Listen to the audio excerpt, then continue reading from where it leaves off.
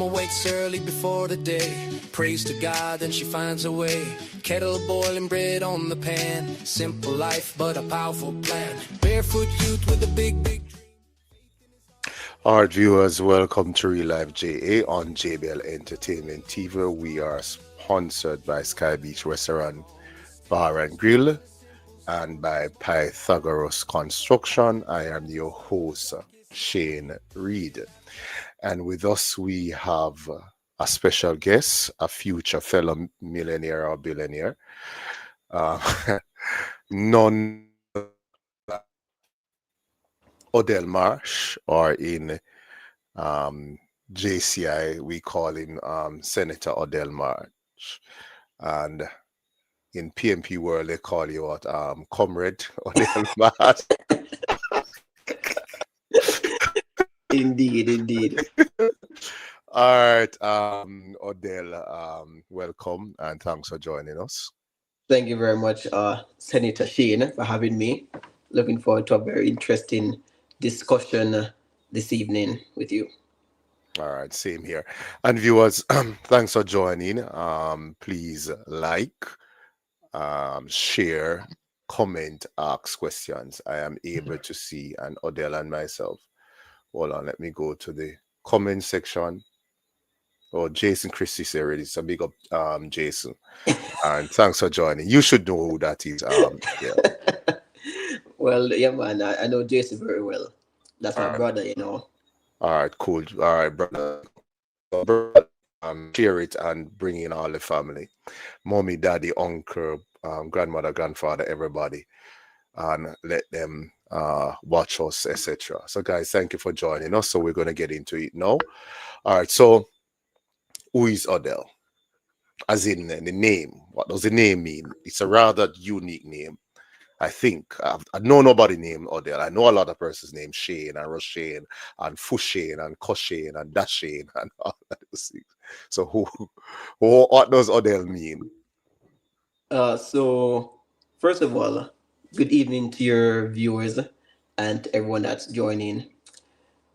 Funny, I never really took the time to know what the name meant until around grade 10. I decided to do a deep dive to find out what does this name mean, because at that time I was going through a lot of introspection. I was actually thinking about a whole name change because I was now becoming so pan-Africanist in my beliefs that I was looking to Grade 10, shed. you were a Pan-Africanist? I was getting there. I was very much in the midst of things. Doing a lot of reading, researching, and one of the things that came across my mind was a complete name change. Became Samaj. So no. As in You complete. were going to go that route. No, I wasn't going even going in the flip of it. I was actually going to go complete name change. So I did the whole African names research, what the names meant. So I had a whole first name, middle name, and last name that I was looking to do the change with. But then in the midst of it, I said, okay, let me find out what this name Odell means. And in doing the research, I realized and I found it was an old English, some old English, and it mean, you know, warrior. Damn. And I'm like, interesting. So I'm like, should I or should I not? And I took some time and I was still weighing between the name change and to maintain the name. But something deep down said, no, let the name stay because it represents who you are and what you have been doing so far. And ever since I have embraced the name fully because I believe as a person of the world, though I'm Jamaican, I believe I'm a globalist. And so I encompass everything that the world ought to be. And so for me, the name Odell, as research would know, wealthy warrior actually mean no wealthy warrior. And ever since I've just kept kind of talked out the name change idea to the back but didn't change my perspective on anything. Well, I mean, Odell, you'd fight for a point, even even when you realize that you're so, you're fighting.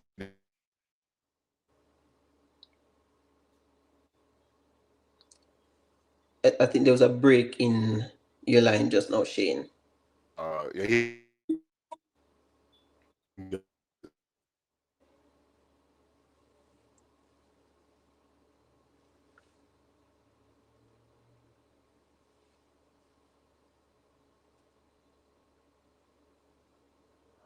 all right. Odell, are you hearing me? Is everybody hearing me? Yeah, I'm hearing you now.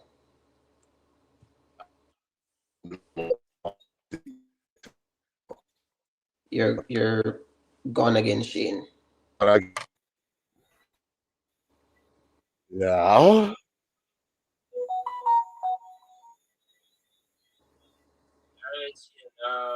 you have to repeat. Just wait a little, and please make the viewers know, say your quality.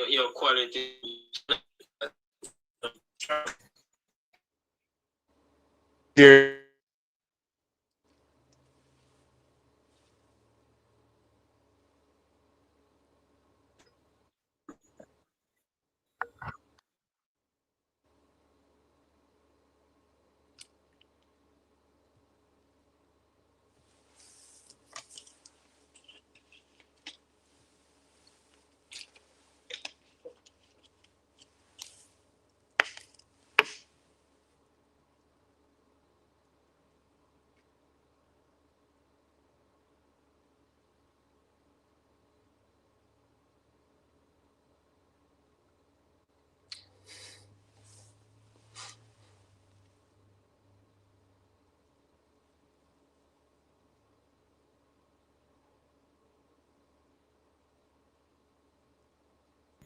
All right. Anybody hearing me? I don't know. Loud and clear, hearing you. Damn. All right. So enough of this. Sorry about that, guys. I don't know. Bella, are you hearing me? Please let me know if. Hold on, guys. Sorry about that. So Shane, it's your internet, Shane. Hear me? All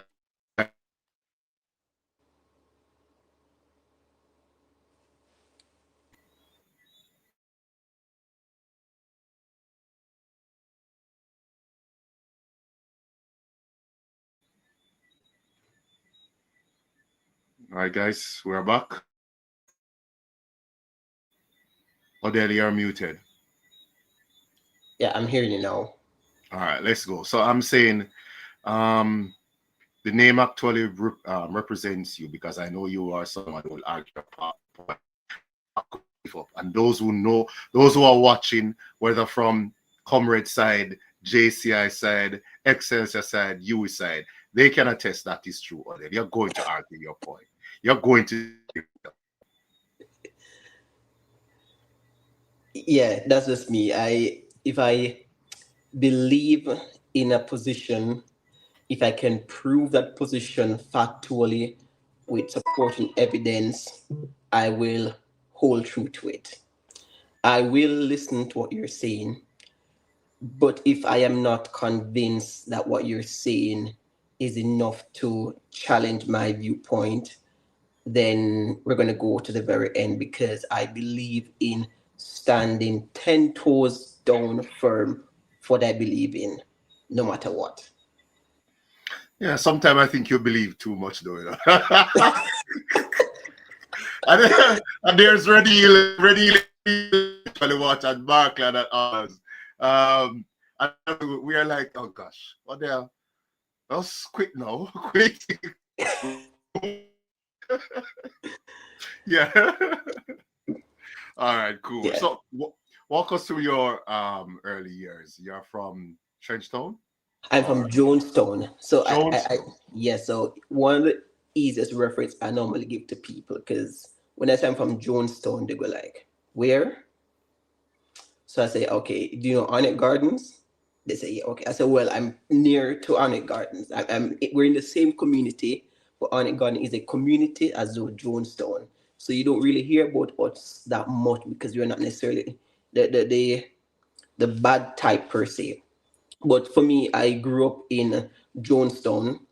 That's where I was born, spent most of my childhood, my adulthood, and that's where I went to. The only thing that I did in the community was that's where I attend church and my youth club. In terms of my education, it was all done outside of the community.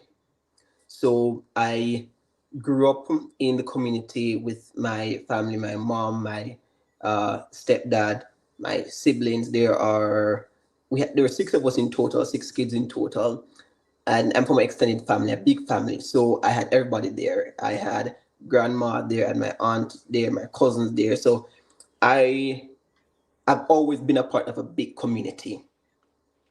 So for me, growing up in that community is what really pushed me to be who I am. From there, I would have attended, basic school at Bethel United Basic School, and I left from there, and I went to Franklinton Primary School. In Franklinton, I was I consider myself just an average kid, very shy. But if you really want to see me come alive, then sports is what gets me alive, and anything scholastic related. So for quiz, though I was shy, once it came on to quiz or anything of that sort, I was always ready to go. I was in purple also. So throughout primary school, I was a big fan of purple, and my Yeah, primary orange school, house, not green house. purple, purple also. My primary school was located very close to Kingston College, Oh, and being a fan of track and field, I did track and field in primary school. I did almost all the sports except for football and cricket, but every other sport I did in primary school. And seeing the dominance of KC, during my time at primary school, they were purple and white. I was in purple also. That was what was a driving force behind me wanting to continue to excel in track and field, wanting to go to KC because I wanted to be a part of that legacy of success, that greatness. But then in grade 5 at the time, I'm not sure if you remember, during May, they normally have the Child's Month convention or event at the National Arena. So thousands of kids would go to arena to see the various displays and stuff. And I remember my grade 5 teacher, Mrs. Hill, I'll never forget her. We were on the bus from the school going up to National Arena. It was the first time the bus was actually driving that route because I would have gone in grade 4, gone in grade 3, and I've never recalled driving that particular route until grade 5. And we drove up Deanery Road. Excelsior is located on Montague Avenue. And so when the bus was coming up Deanery Road and it made that turn onto Mountain View, I was left in awe when I saw just the bus turn the corner and I saw that massive, beautiful campus on the left there. I was like, Mrs. Hill, what school is that? Where's that? Like, just the entire outlook of the campus was what drew me in. It was such a beautiful campus there. And like, wow. And she's like, oh, this is Excelsior High School. It's a gentle giant. And I'm like, what do you mean by that? She's like, do you know Chris Gale? I said, yeah. Courtney Walsh? Yeah. Louis Bennett? I said, yeah. This is the school they all went to. And there and then, Kingston College now had a competition for my attention. So when I got to grade 6, I knew there and then that the two schools that I had wanted to go to during GSAT was either Excelsior or KC. And fast forward, GSAT results came out. And I remember something at this very day, I will never forget. My mom came to the school and she had gotten the result before. And they told her what school I passed, but she didn't show any emotions or anything. So I saw her because the principal all there. She said to me, but he did stay home because he don't know how to fail. And I just didn't know what to respond. I'm like, fail? How could I fail GSAT? Like, How could Odell fail GSAT? Okay. I sat there like, Hmm. what? So when my name was called, I went into the principal's office to collect my results and stuff. So when the principal was there giving me the scores, I'm like, no, there's no way with these scores I could have failed. And then when I heard the principal, she said, Excelsior High. There, I couldn't even rejoice. Just a whole sigh of relief came over me. Because I'm like, okay, I didn't fail. I got the school of my dreams. So why did your mother? Somebody said, Danisha, three for me, Marsh. I say, love same way so she behave. Well, so Yeah, what? that's my little sister. Why did she do that? I never asked her. I just it was such, I was glad to be over the moment. I didn't ask why, even to this very day. I think no, I said I'm gonna ask her. Even to this very day, I did not ask her why did she do that, because I was Mhm. already nervous. I was already sweating. I'm like, I could not fail. All of that studying, 2 years of preparation, just so I don't know. I just didn't know how I would, function. But continued primary school. It was again, sports was everything for me. I did sports. I'm from a sporting family, and a creative arts and stuff. So Oh, she I said, not to cut you other, she said because she wanted him to go to K. they say, so we have that, sporting creative culture background in the family. We is that if you did a sport, and almost all of us did a sport, and we all at one point I did dancing, and I did 'cause I was trying to explore everything, and they were never Dancing. yeah, man, yes. I'm Oh, big no, on that culture. explain, why you always, yes, yes. Yeah, that explain. Yes, man. I'm big on, we were given the opportunity to explore our different sides as kids. We were never restricted to say, oh, you can't do this, you can't do that. You Hmm. know, my I did I was a part of 4-H. That's where I learned to cook and to do gardening and to do baking. I did build key club, not key, Builders Club was called at the time. I did Builders Club in primary school. I was a Kiwanis kid. I was all of them. So, that was it. I moved on to high school. Here comes high school, where walking through that, what at the time seemed like a mighty large campus. I walked through the gates of 137 Montague Avenue on September 3rd, 2004, grade 7 Excelsior.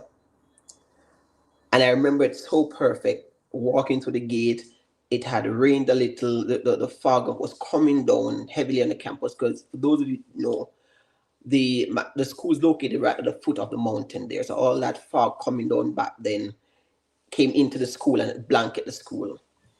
And I remember my mom said to me, I'm putting you through this gate. Whatever decisions you make at the end of the 5 years is going to be up to you. And I went in, and I didn't know what to expect. High school, firstborn, and I was very short. I was one of the shortest kids in grade 7.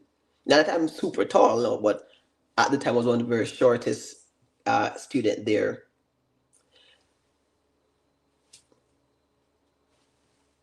and stuff. So being one of the shortest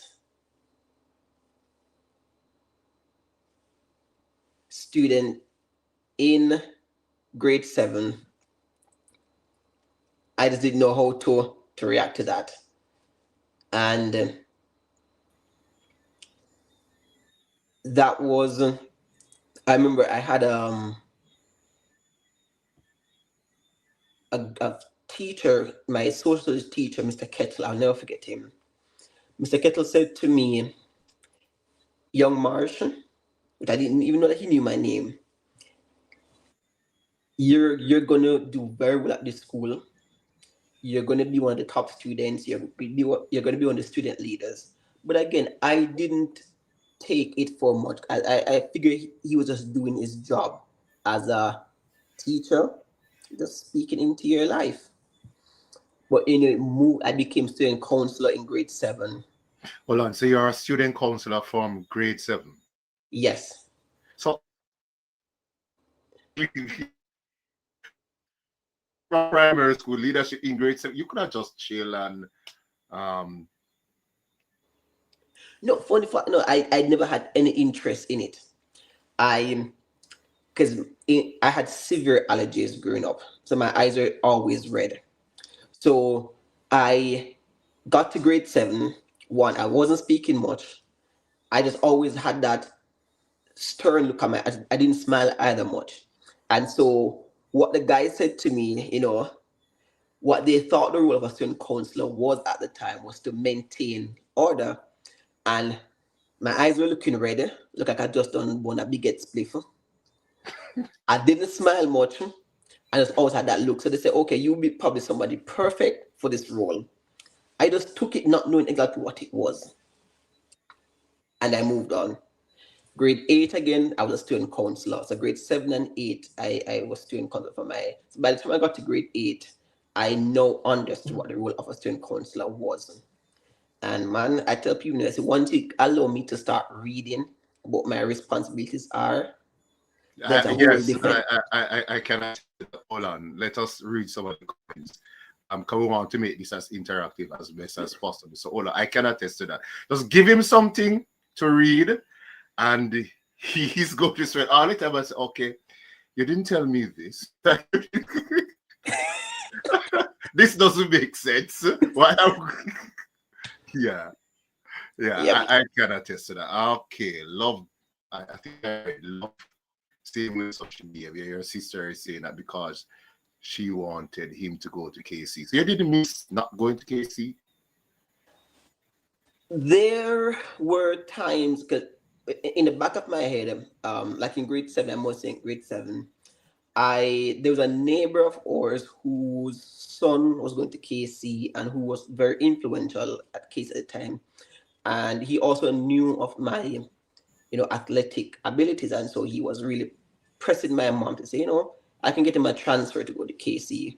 So in the back of my head in grade 7, I was saying, no, I'd want to go to KC because I did the track program at Excelsior in grade 7. I'm like, no, I don't think I will be able to make it in this program because there doesn't seem to be much. And so in the back of my head, I was saying, oh, maybe I can push to go to KC for grade 8. And so I was at Excelsior, but I really wasn't there that much because I was saying, well, I want to go to KC. But by the end of grade 7, I can tell you, I was now sold on Excelsior because when I got to grade 8 and I became one of the biggest ambassadors flying the Excelsior flag because I began immersing myself in the culture of the school, what they're doing. And I was getting awards that I wasn't even putting in any effort to get. I was just going to school, doing my work, and I remember they gave me the Reach Award, Rising Excelsior and Achieving something. I'm like, okay, I didn't know this existed. I was in grade 7, and I'm like, okay. I was in the top for the grade 7 block, and I'm like, okay. I wasn't really trying. I was just thinking I was just doing what was required of me as a student. Go to school, get good grades, be good. But then by grade 8, I was now drinking that green and gold, silver, black, white Kool-Aid that Excelsior give to us. And I was now singing the Excelsior anthem, Aggie Animo. And it progressed, as time progressed, I met a group of friends because how Excelsior does it, in grade 7, they just put it where it was. But then grade 8 now, they begin to kind of streamline you to say, okay, the top performing students would be placed in the French and Spanish class. I did both French and Spanish. And in that group in 8-4, I met a group, what you'd call the rejects. So we are the ones coming from the different grade 7s, coming to join these students who are already in that same group from grade 7 together. And that group of about 10, 12 of us, we formed a bond that to this very day, we are still very close. And, we all had various aspirations, who wanted to become doctors, who there was never any talk about anybody being a politician. There was never any talk about anybody being a computer scientist. We all wanted to become doctors. And so we focused our energies on becoming doctors. We performed well in the sciences. We were competing against each other for the top spot. So when it came to prize giving, the top spots for almost all the subject areas that we did came from 8-4 that I was in and 8-3, which is our competing class. Everything else that person got awards for were subjects that we weren't doing. But everything, all the general subjects that came because we were pushing each other, healthy competition. Got to grade 9 and it introduced us to chemistry, biology, physics, and again there my love for the sciences even went further. I dug deeper in and I was pushing because at this point I'm like, I'm going to be a neurologist. And so I was working towards becoming a neurologist. And so from grade 9 up until first year University of West Indies, I was a full straight science student preparing to become a neurologist. All right, so you answered the question and provided us with more. But it's funny enough that you said politics was not a part of your early life, and so the green and gold and whatever meant nothing to you at that stage. No, it didn't mean nothing to me in terms of getting in the midst of. Well, I was by the time I got to grade 10, I think person saw traits in me that I didn't see. And so I remembered my form teacher, then Mr. Monroe, was also a biology teacher. He had created some portfolios for us in grade 10 to give us responsibilities. And I would say, fortunate for me, or unfortunate for me, I was given international relations and civic something that was my portfolio. And so on a Tuesday morning during form session, I'd be required to give updates on issues happening in the local space, in the national and region. So I began immersing myself into the thick of things. And around that time, though I grew up in a political household, and though I subscribe, I grew up in a political household because my family PMP. But at the time when I was gaining political knowledge, it was at the turn when Prime Minister Bruce Golding was coming into office. And for me, I wanted to see what it would look like under a Bruce Golding administration. And so hold on to your horses. Let's not get that horses. All right. Hold on to your horses on there. All right, let's see this with some of the comments. So Michael Campbell. So Denisha, we read her comments. Michael Campbell, Mr. Odell. Okay, Michael Campbell have that emoji there. Michael Campbell, Mr. Shane. All right, yes, I think this is Shane. Denisha says her September morning speech. I think that she was talking about your form teacher in grade 7. And then Richard said LOL. I guess he's laughing after something.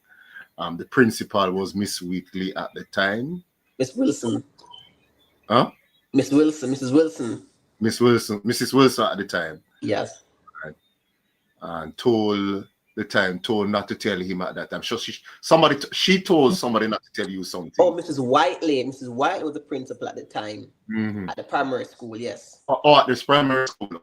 Yeah. So when she got the results, my GSAT result before. Oh, so is the principal told her not to tell? That's my mom. Yeah, that's my mom replied. Oh, so the mommy I give you guns. All right, Yeah. big up mommy.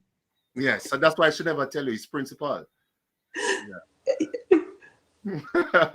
Greetings to the host and Mr. Marsh, and that's from Javier Forbes. Yeah, that's my brother Javier. Yeah, so that Javier and I go way back. He's one of the persons I met in grade 8 when we did that crossover, and we have been friends ever since. All right, cool. That's my brother. Denisha said leadership is in the blood. And then she went back and said, Denisha, he cried because this was his first choice. Yeah, it was your first choice. So, you answered, you eventually settled with Excelsior over Casey. Yeah. All right. We can still convert him into a Fortis General Love.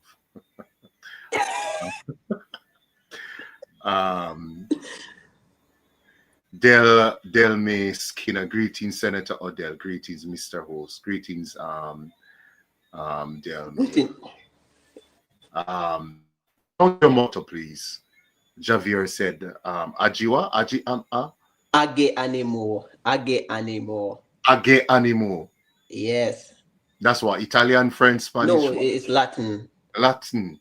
Do it with thy might. Or do it with thy might. Okay. Yes. Tariq McAllister. Okay, a rich name, I guess. Greetings to the panel. And Javier said, I'm a brother that. Okay, Javier. And then Del May said Delta. What is Delta? Oh, you guys Delta May. Delta. No, Delta May, past president for Jamaica and Portmore. Oh, a fellow JCs. Oh, big up, yes. big up. Senator? No. All right, big up my fellow JCC. I will soon come to JCI and all of those things. Bell, please let me know. Yes, Senator. All right. Bell, please let me know when it's time to go for the break, guys. This podcast we're going to be a little bit different. Bell will soon come to Politics Live. Joe just rushed the thing. Odell I'm gonna have to start tightening him up because I don't want to be here until 12 o'clock. Oh so, no, I'm gonna keep it tight now. Yes, because we're gonna get to the politics stuff. So just let us know when is the first break, Bell, so that we can go into it, and then I try and put on about this during that time. All right, so you go to UWI and you are a med students, you're a medical science students, you're in. It was basic med that was tied with at the time when I went to UWI, everything was under pure and applied sciences. Oh, okay. And I don't know, it was again I was caught up in the belief that I wanted to be a doctor. Mm-hmm. But after the first semester, it wasn't that I was performing poorly. It was the fact that I realized I was going to school by 7 a.m. and I had a lab from 8 a.m. until 5 p.m. Hmm? And I said to myself, there's absolutely no way I'm going to be at university, be doing this. I cannot imagine myself doing this for the rest of my life. All right, hold on, Odell. Lab 8 to 5 p.m. break. We're going to pick up there. So we're going to go for our first break and then we come back, guys. Stick and stay. Don't go nowhere. We're talking to a future millionaire and, well, future lot of stuff. So we soon come back on real.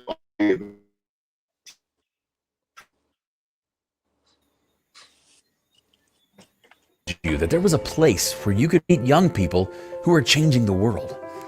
A place where business leaders, officials, entrepreneurs, and humanitarians come together to talk about building a more sustainable and equitable future for us all. A place where you can network with professionals from over 100 countries. Well, there is a place, actually a lot of places, where change makers are meeting to become the next generation of leaders. Welcome to JCI. We also make sure that wherever we are, we're connecting people with skills, knowledge, and resources they need to succeed in work and life.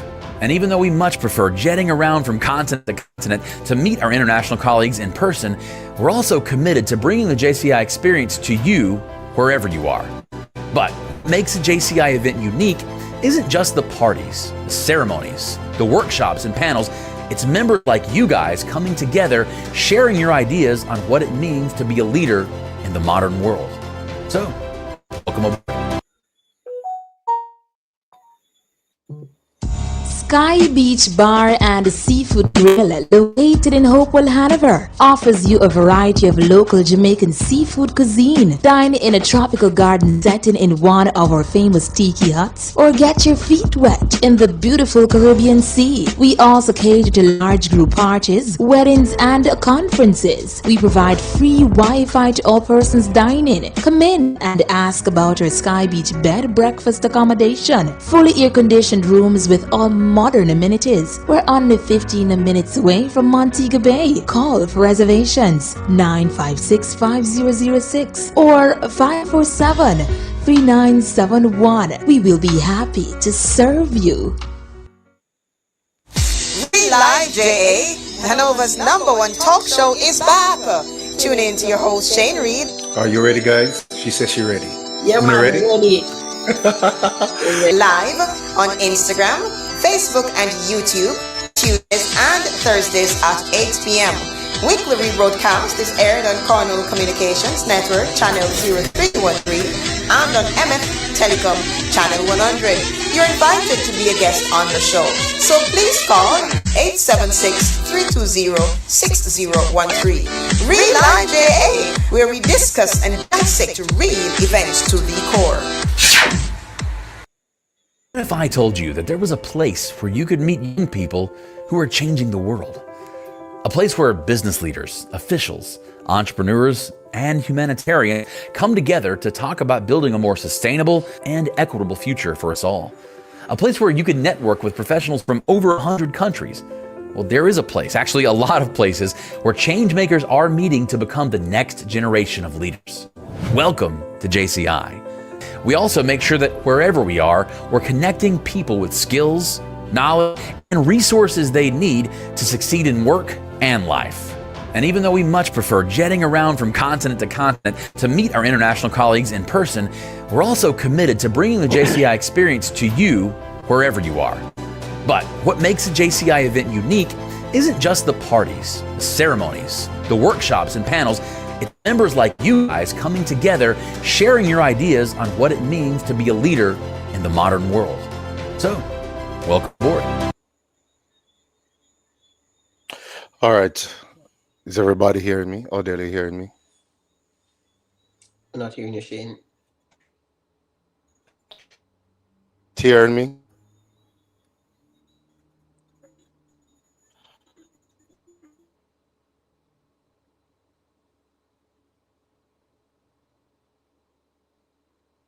Hearing me now? Shane, we're not hearing.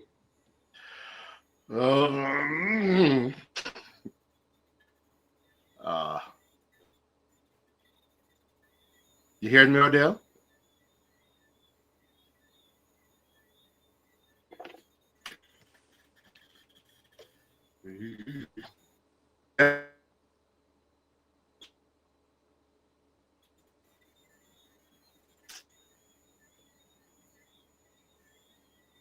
All right. All right, guys. If you're hearing me, let me know. Odell said he's not hearing me, Bess. I don't know what that means. I don't know if the viewers are hearing me. Odell, you're hearing me? Guys, this is 1 minute.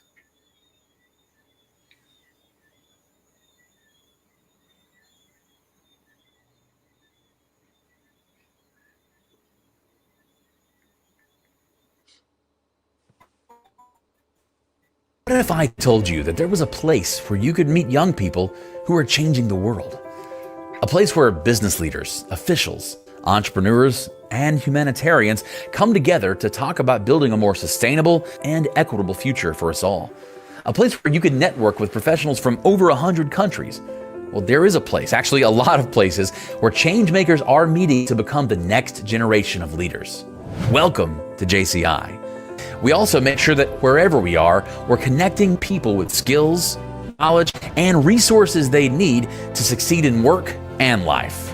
And even though we much prefer jetting around from continent to continent to meet our international colleagues in person, we're also committed to bringing the JCI experience to you wherever you are. But what makes a JCI event unique isn't just the parties, the ceremonies, the workshops and panels. It's members like you guys coming together, sharing your ideas on what it means to be a leader in the modern world. So, welcome aboard.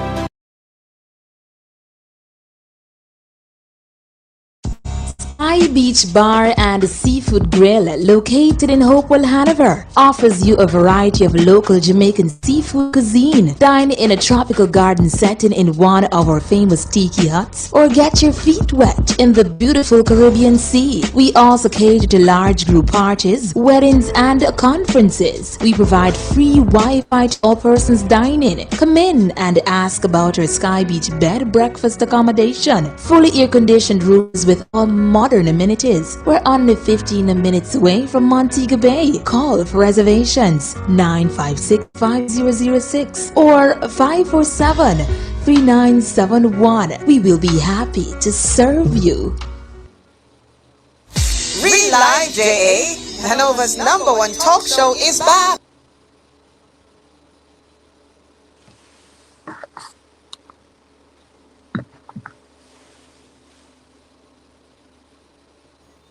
All right. Odell, you hear me?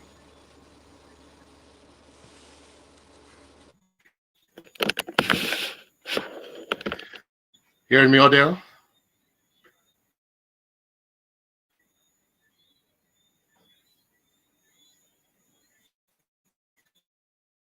Guys, Odell, you're muted. All right, let me chat to Odell.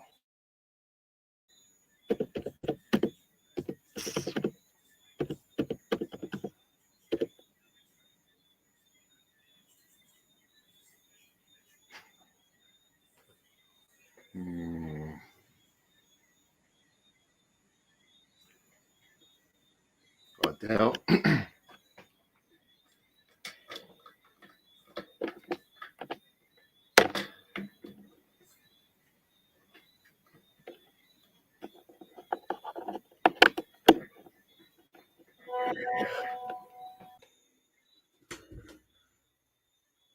Alright, Shane, you good. You good.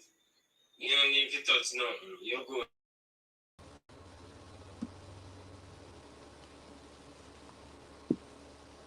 Mic check.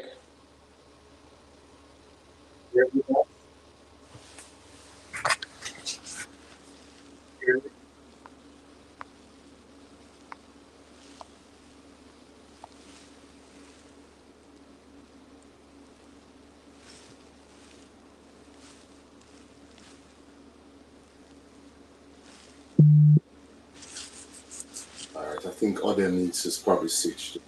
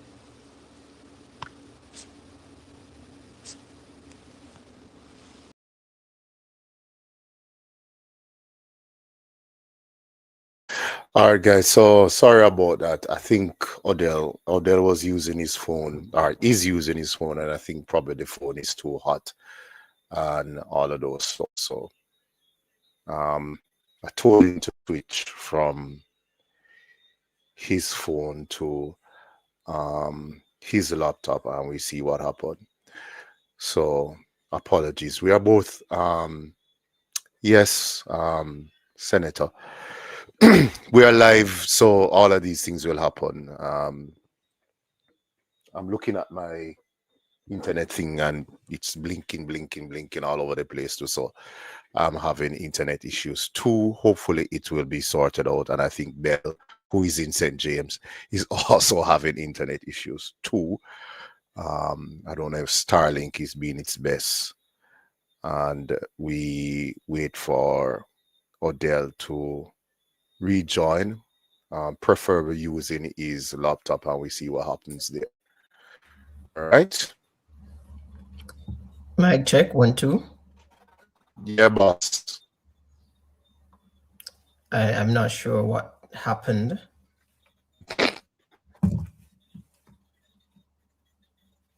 You're hearing? Yeah, I'm hearing. Are you hearing me? Yeah, man. What are you on? Your laptop or the phone? My laptop, I'm not sure what happened. I think it was your connection, because I was seeing you and everything. Yeah, my connection jinx, and then your connection jinx off. So we get rid of the jinx in Jesus' name. Amen. Because I was there were some issues with me, and then after a while you just start to you freeze, and then obviously not hearing me and all of those stuff. So all right. So guys, you're hearing me, you're hearing Odell, right?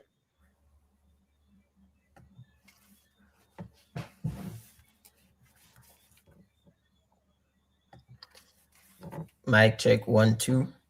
Yes. I think we're about now. Odell. All right. So you gave up.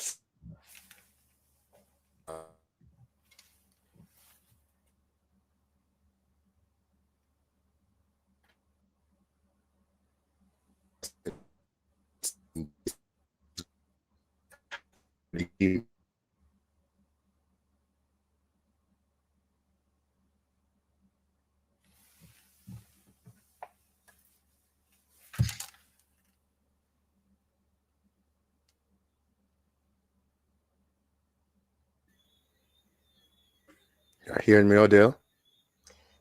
Yes, sir. Do you agree with those predictions? Which one are you referring to? What our dear senator said about you becoming JCI president and prime minister of Jamaica. The good Lord will determine, but I'm not against it. All right. Let's go back to university. So you decided that you're going to leave. You decided that you're going to leave. You decided that you're going to leave medical science. Why?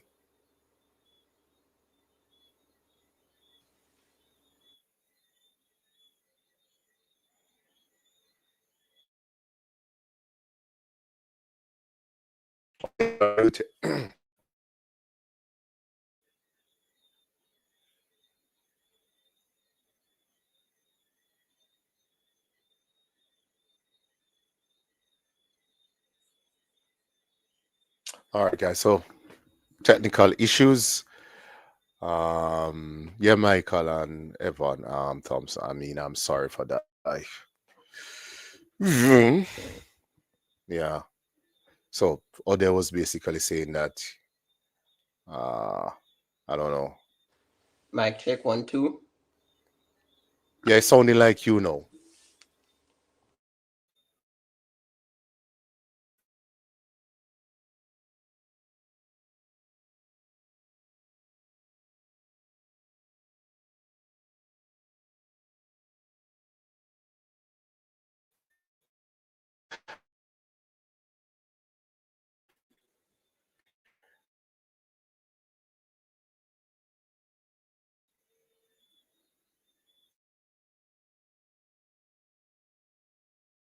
And this will happen.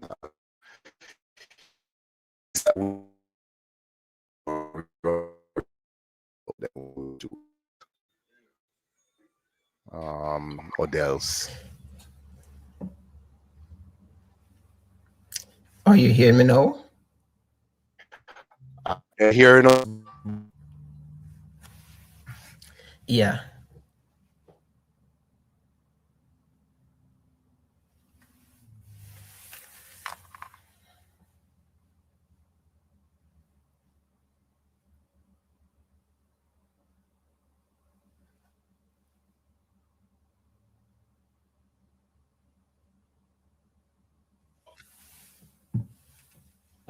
Good evening, everyone.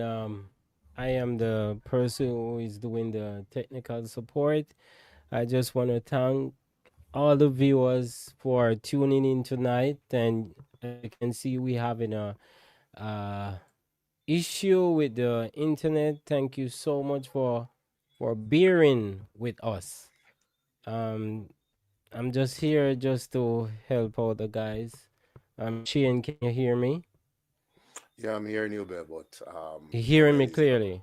Yeah, I'm All hearing right, you so clearly, we but Odell is right, gone so again. Mm. right, so we are trying to I think it's figure out good. what's up. Yeah. All right. Okay, Yes. I'm hearing you clearly. I had to All restart right, everything. again. Right, cool. All right, guys. Thank you all for tuning in. So I'm Guys, just gonna leave you guys alone. All right, guys, thank you so much. this is funny. In the box before we came live, we're talking about phones. Odell mentioned he has one of those phones, right, Odell? You you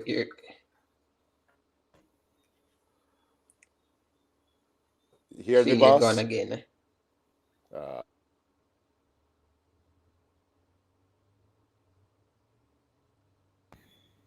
You hearing me out there?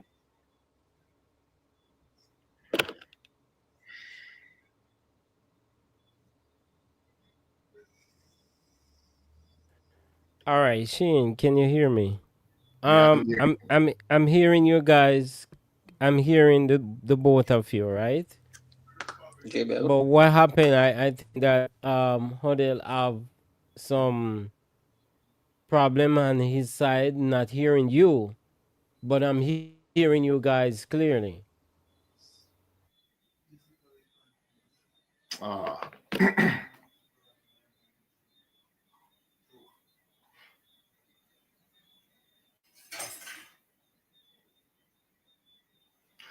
Okay, so we're gonna take some. So Bella, I'm gonna suggest that probably go in the back room and then decide and see.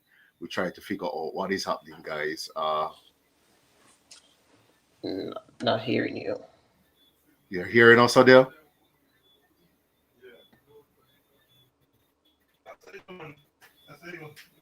No, I'm not hearing. Um,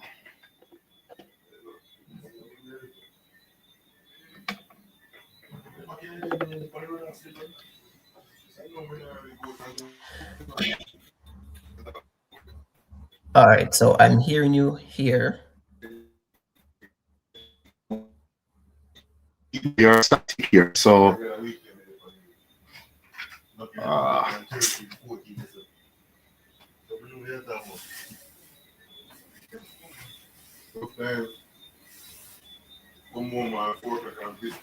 I can hear you now. you're hearing me perfectly. No Yes. glitch, no nothing. No, nothing. All right. It was yeah. So Adele, you switched from science to humanities. Why did you do that? Not human, social sciences. Social sciences. So I have outside of the sciences, I've always had a love for just the world. And I said to myself, there is no way I am going to be able to sit in a lab all day and be able to tour the world. And so I decided that, with all that's happening and having almost like losing that love I had for the science, let me go to something else I think I may have a love for. And I applied for a transfer the end of first semester, first year. Apply for the transfer, but they said to me, I cannot get a transfer in the middle of the school year. I have to wait until I finish the entire first year before they can go ahead and grant me that approval. I said, okay, no problem. So was it So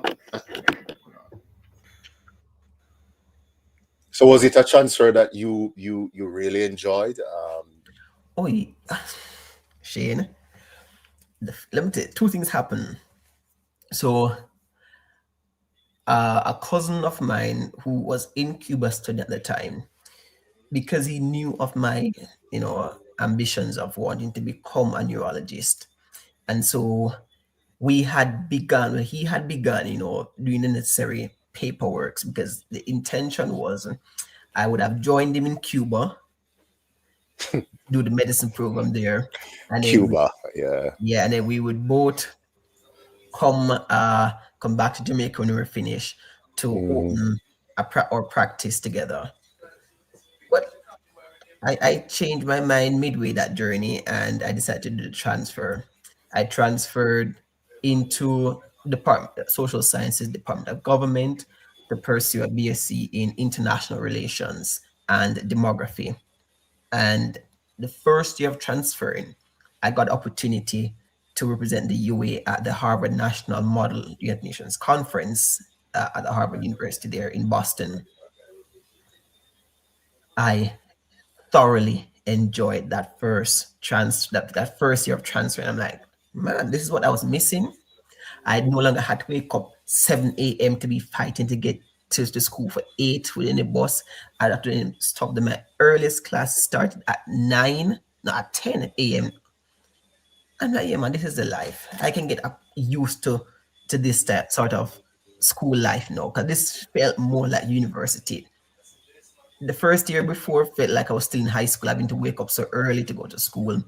And I must say, through it all, I was on scholarships going through, and I remember, again, I was involved in my community still. I was involved in my youth club that I helped started, Young Builders International. I was involved with my church. Still, I'm involved with my church, Johnson Church of God. And one of the requirements of the scholarship that I was on is that I had to maintain community involvement. And when I submitted my documents, everything was okay. They were all approved. But my, we call it now, the person that the scholarship, the person who gave the scholarship, the person that they gave oversight to for persons from my community, she was insisting that I had to be a part of one of their approved community programs. And I said to her, that's not what I was told. I was told once I'm a part of a community program, I'm still able to maintain my scholarship. And she fought tooth and nail with me about that particular thing, to the point where I went to the office and I said to him, listen, I need to find out what's going on, because she's saying to me, I need to be a part of the program that you guys have, while I'm being told that once I'm a part of a community program, I'm okay, which is the answer. And they're like, no, once you're a part of the community program, you're okay. There is no the requirement that you have to be a part of our specific program. And Shane, that lady threw a whole fit over that. I thank God that I was able to, go through that scholarship program despite all that craziness that I endured. And in all of that, I know it's something I don't talk much about, because if person who know me, I'm a very private person when it comes to like my beliefs on certain things. I am a firm believer in my walk with the Lord. I very involved with my church heavily, not just to say, I go to church. I'm very involved. I have served at all the levels of my church at the youth level, still serving, and I'm now serving as the men's fellowship president at my local church. So I'm very involved. So I moved through that process. I went on and I finished in the midst of me going through those UN conferences with the UA, I was introduced while at the Harvard conference to a UN program in Jamaica by one of the professors at Harvard. And she said to me, you know, the United Nations Association of Jamaica, they're looking for young, vibrant persons to be involved with the program to revitalize it. Why don't you think about going there? Again, I know nothing about this organization. I went nonetheless. Again, if you tell me to go and research something, I will not say it, I will not go. I will go and do it. So I went, and what should have been just a 3-month internship working with them turned into a full 3-year program, where I moved from just being an intern to now being public relations officer, to now going into conference director, to faculty advisor, to director of programs. And so you did this while being a student at UWI? Yes, but then when I realized the workload that I now had to do, I took a year off, a leave of absence in my 2nd year of studies, going into 3rd year, because I wanted to fully embrace that UN experience now. And so I was now going to the UN. I remember going to the headquarters, my first experience going to headquarters. Shane, I tell you, words cannot describe how I felt. Walking through the UN Plaza, sitting in the General Assembly chamber, looking at everyone, having the meetings. And for me, a little boy from jungle, who the world would say, oh, he's just one of the statistics, is now sitting in the largest intergovernmental organization in the world, the United Nations. Speaking with these people, meeting with them, but not just the United Nations. I was a part of the Organization of American States Trust for the Americas initiative, the DIA, that's Democratizing Innovations in America program. I was a part of that program, and that is where I met past President Dwayne Gottsmeer, who I didn't know was a part of JCI until then. And when I met him there, that is when I also met past EVP Theresa and a whole gamut of the JCI Kingston past members. And I'm like, oh, wow. This is interesting. I didn't know all of these people were a part of the organization. And I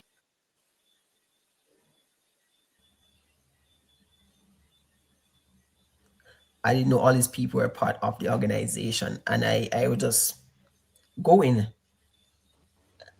You still hearing me? Your 2 devices are on, so this one looks better. This one that I'm seeing is better. The other one is. Yeah, I don't know what's going on right now. So I remember going through meeting with Dwayne, and when I was going through the mix of everything, I'm like, wow. I remember finishing the program with them, because that's where my entrepreneur spirit came about. I had several plans, and I remember one of the persons at the office come and say, hey, this is Odell. I said, yes. I'm like, oh, I'm calling from the office, and she told me the DIA lab. I'm like, okay, what did I do now? Because when I get to the calls, I'm always asking, what did I do? I said, oh, yeah, Odell. What did Odell do now? Who did Odell piss off now? Yeah, so I said, I didn't know what I did this time or who made trouble. I was like, oh, no. You're okay, man. You're good. I said, you sure? She said, yeah, man. She's like, do you have a US visa? And then I like, me myself snabby comment. I'm like, who doesn't? And she's like, oh, I was just asking, like, okay, so like, what is this? She's like, oh, you have been chosen to represent the organization in Washington, D.C. with the OAS. I said, huh? Who, me? She said, yes. And I kid you not, Shane. Even when they came to my house at 4:30 that morning to pick me up to take me to the airport, I still couldn't believe that I was. This is in Jonestown.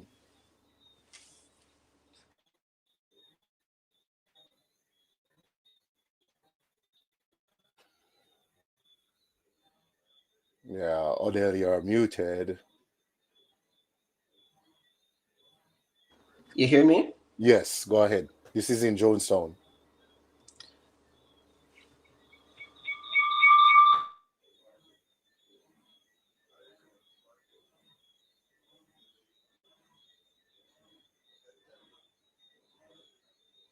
Odell, one device is muted.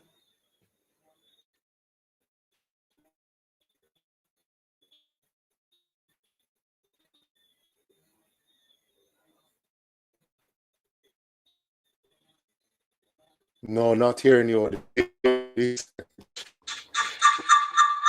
There's a feedback. Check 1, 2. Yes, we are hearing you. No, there's a feedback. So don't mute this.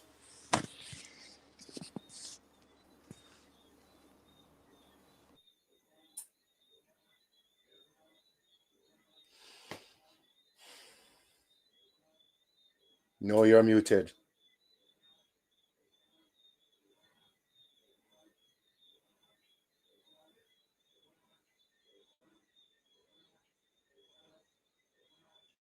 No, you're sorry, guys. Still muted, Odell. Your fancy device is not working well with this. No, not hearing you, boss.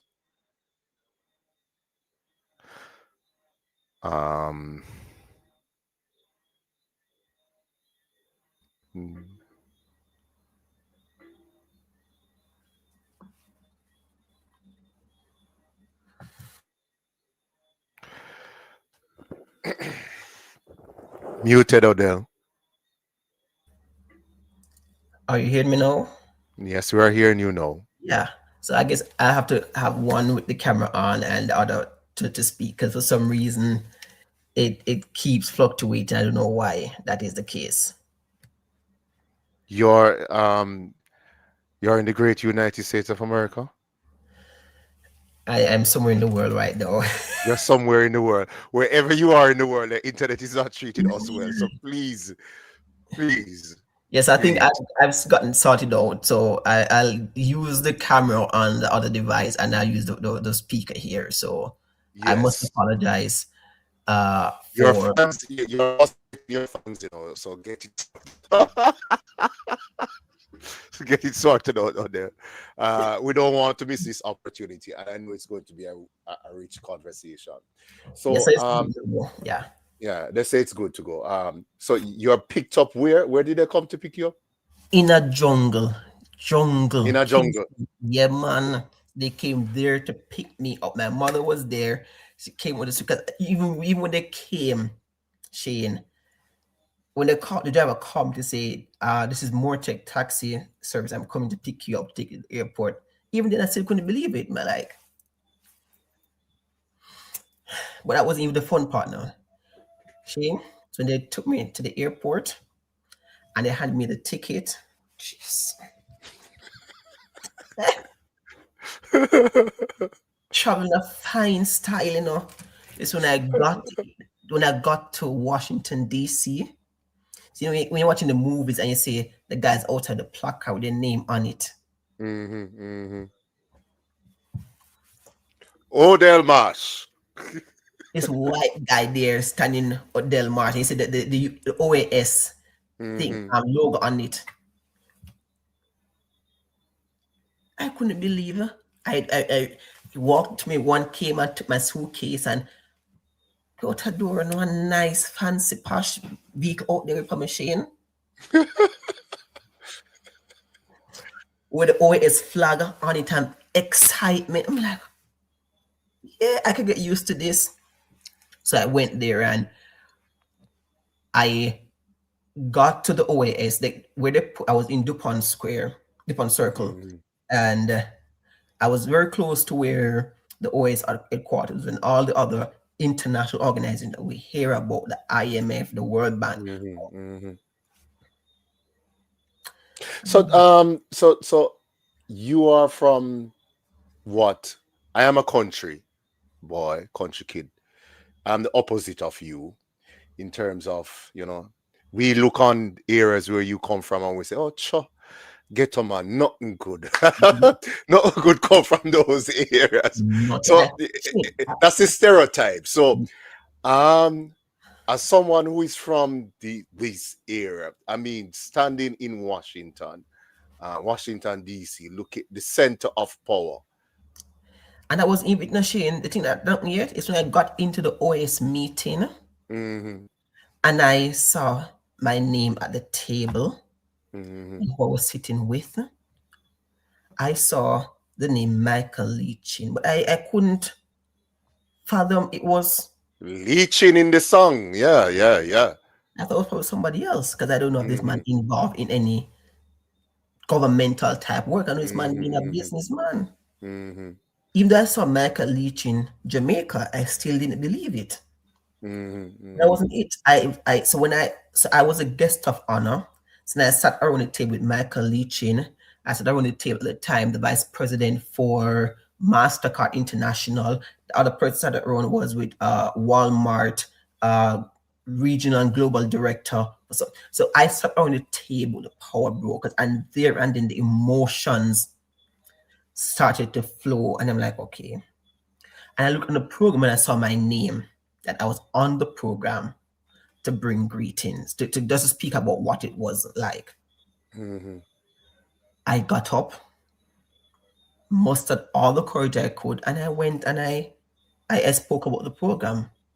But when I sat back down, Shane and viewers, that is when reality hit.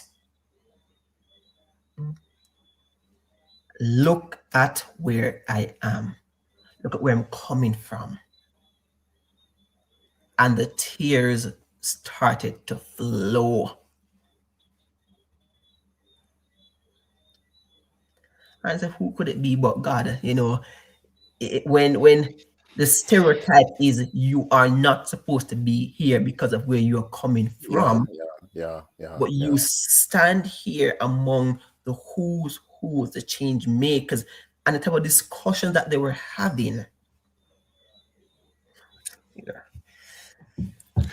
Let's switch gear a little bit and come to your political aspect of your life. So you are a politician, am I correct? I can say yes, no. I can say I wear that title, no. Even though it's not something I go around and brandish, but I guess from, as I say, from your double a few times, you've now marked yourself. So, and yeah, I can say I am. I'm going to read some of the comments before I came back to that. So,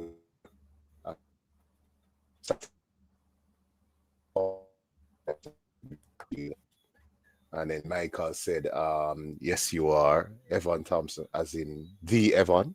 Yes. Big up, Mr. Thompson.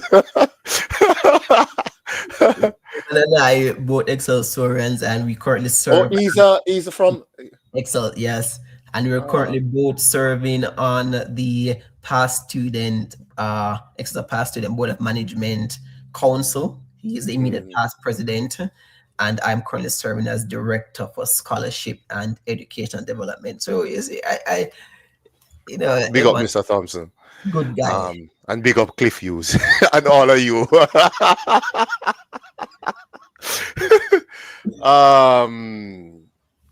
Yes, we are hearing you both. All right, guys, if you're still hearing us, please let us know. All right. Greatness, could only imagine, super proud, greatness, wonderful story, and that's from Jivon. Hopefully I'm pronouncing these things correctly. I don't want any lawsuit. Denisha said, big up my brother, my motivator. All right. And Daily Critics said Mr. Odell, and Evan said, blessings. Blessings, sir, and thank you for supporting your fellow, how do we call it again? Alumni? Excelsiorian. Huh? Excelsiorian. What again? Excelsiorian. Excelsiorian. Excelsorian. All Yes. right, cool, cool. So, you are a politician. Do you have a political ideology or ideology? For Are you me, a, are you a socialist? Are you a capitalist? Are you center? Are you left? Are you where are you? I'm left of center. And what is that? So I believe in a mixture of both socialist principles and values coupled with a capitalist approach to deliver goods and service. So believing that the government should deliver the goods and services needed for the development of the people while allowing for the market to develop free of any tightness of government regulations, allow for the market to develop to produce what is necessary to meet the demands of what we're providing to the citizens. So I'm not All right. a So capitalist and I'm not a socialist. I'm left of center. That's always been my beliefs. okay. So you are probably the ideology that you share is from one of those Scandinavian countries in Yes. I do a lot of research with the Nordic states, mm, Denmark, Norway, Sweden, Norway. Finland, all of them. I study, the Fabian school of socialism and all of this. Oh, you're a Fabianist. I ascribe to some of it, not in its entirety, but mhm. You're not a Marxist though. No. I don't do any of the extremes. I don't do any of the extremes. I ain't going to go far right. I'm not going to go far left. No. Mm-mm. Anything too extreme is dangerous. Okay. All right. So your party has been unsuccessful politically so far for What is that? huh? Which party are you talking about? The People's National Party. You're talking now. So I know that we are on the opposite side of the political spectrum, and one of the things in JC's we both have gotten in trouble for our politics. I don't. Well, I'll get that later because Yeah, we get to that later. We both have gotten in trouble for our politics, and one of the principles of JCI is that you should JCI or JCs and politics doesn't mix, and we should try our best to differentiate. Yeah. I know that's not necessarily a principle. What it says, is that the organization must not have a political view or get involved, but its members are free to get involved in there, but just ensure it doesn't form the idea, the vision of the members doesn't ascribe to a particular political influence. So it doesn't say that the members cannot be just an organization. Just as we say, we do not subscribe to any religious views. Religious, yes, yeah. So just to get that clear. But I have been a member of the People's National Party officially since 20. It's been a long time. About 2015 thereabout. Officially. Oh. Officially. Yeah. That's a long time. Yes. Hold on. Proud of you, Odell. That's from Moonlight in Jamaica. I think you know who that is. And Denisha, that your mom said that is what it looks like to be raised by a determined single mom who believes in her children's future. Big up, mommy. Yeah. All right. So, the current state of the opposition. You have been a member since 2015. What do you think? about the current state of the People's National Party? In all reality and in all honesty, I think the party is now in a far better state than where we were 5 years ago when we had that disastrous defeat, and even when we had that first defeat in 2016. One of the things that I think played against us heavily, we as a political organizations and movement, we had become so comfortable being in power that even when we first lost in 07, we thought it was just a little, we didn't know how to operate in opposition. And so when we came back in 2011, it felt natural again. But then I think for us, we had not properly analyzed the shift that was slowly taking place. That started from about 2002, the last election there. Because you had bought into the idea that Jamaica is PNP country. Yeah, it still is, but that's debatable, but it still is. Okay. Well, we had gotten a bit comfortable with winning and not really paying attention to what's happening on the ground. And so by the time the shift took place, we found ourselves on the other side. So we lost in 2016 an election that we were expected to win. And then we saw what happened in 5 because persons were now not used to being in opposition. And then here comes 2020, where we had that disasters of our election, where outside of the 1983 election where we boycotted, that was the first we had ever had such low representation in Parliament, 14 members of Parliament. And it required a lot of work, a lot of truth and reconciliation, of going back, looking at what went wrong, who said what that needed to be forgiven and what needed to be done. And I know the party comrade leader, party president, and my member of Parliament, Mark Bolin, he and his team, particularly him, he did a lot to bring the party together, to bury the hatchet, to get people who swore on their life they would never talk each other again, to be in the same space, sitting down, talking, and putting the party ahead of themselves. And we saw how that transpired in the just concluded 2025 elections. We came very close to winning. We didn't win, but what we have done is to significantly reduce the government's majority.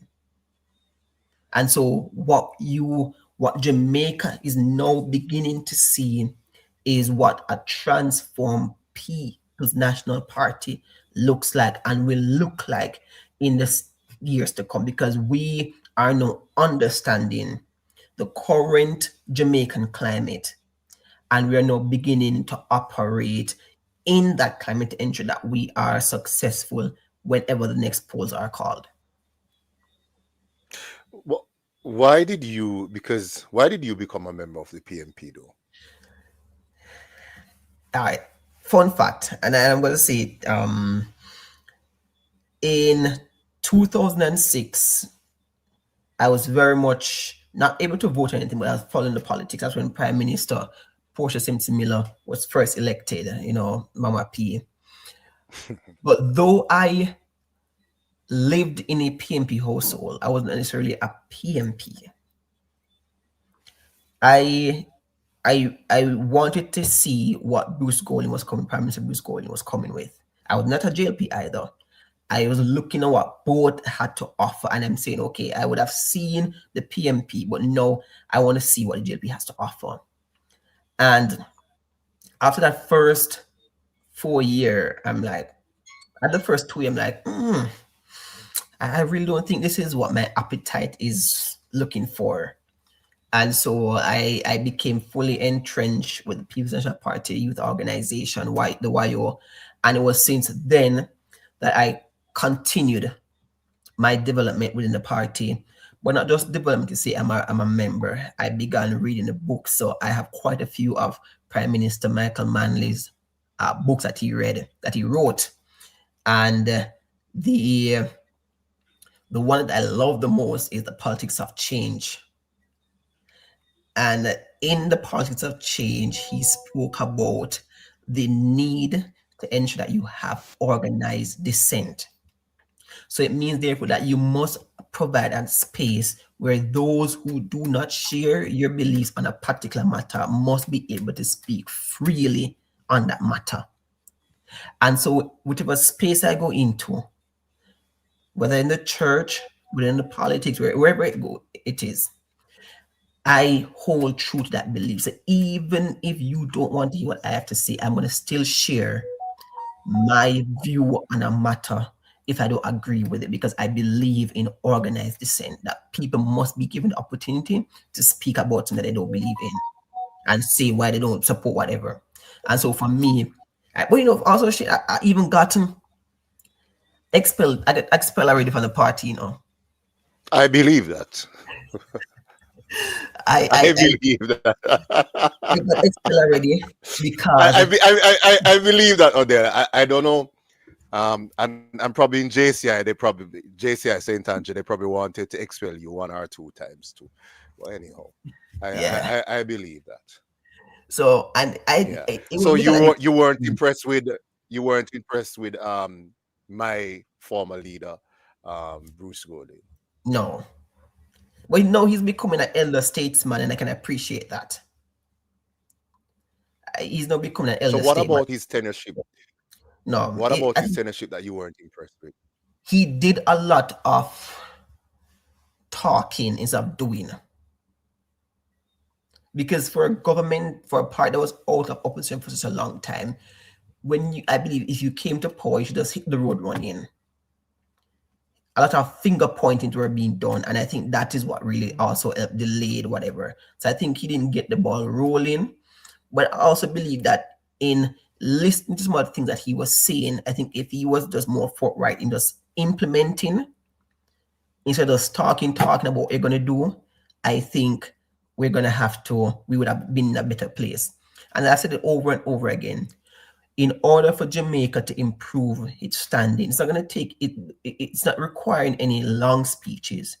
It's going to require a leader who is willing to make the political sacrifice to get the change that we need.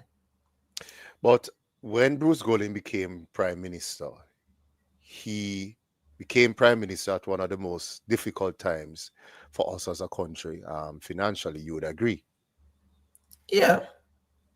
But it wasn't anything financial that caused his mishap. It was just his own, I think, personal affiliation. But it's you are referring to the man at Dudu and Phelps. Yeah, and that will always be that stain that lives with him forever. Because I think he would have been an awesome prime minister because he was speaking he was talking about building on what was there before, what the PMP had done, what he was going to expand on. And I think by doing that, it would have put us in a better place. But he did a lot of talking. And you know me, Shane, I don't do a lot of talking.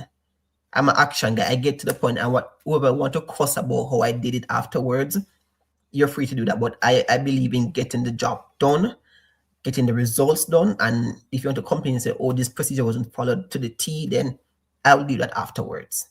I don't have time. Yeah, I know. I know that about you.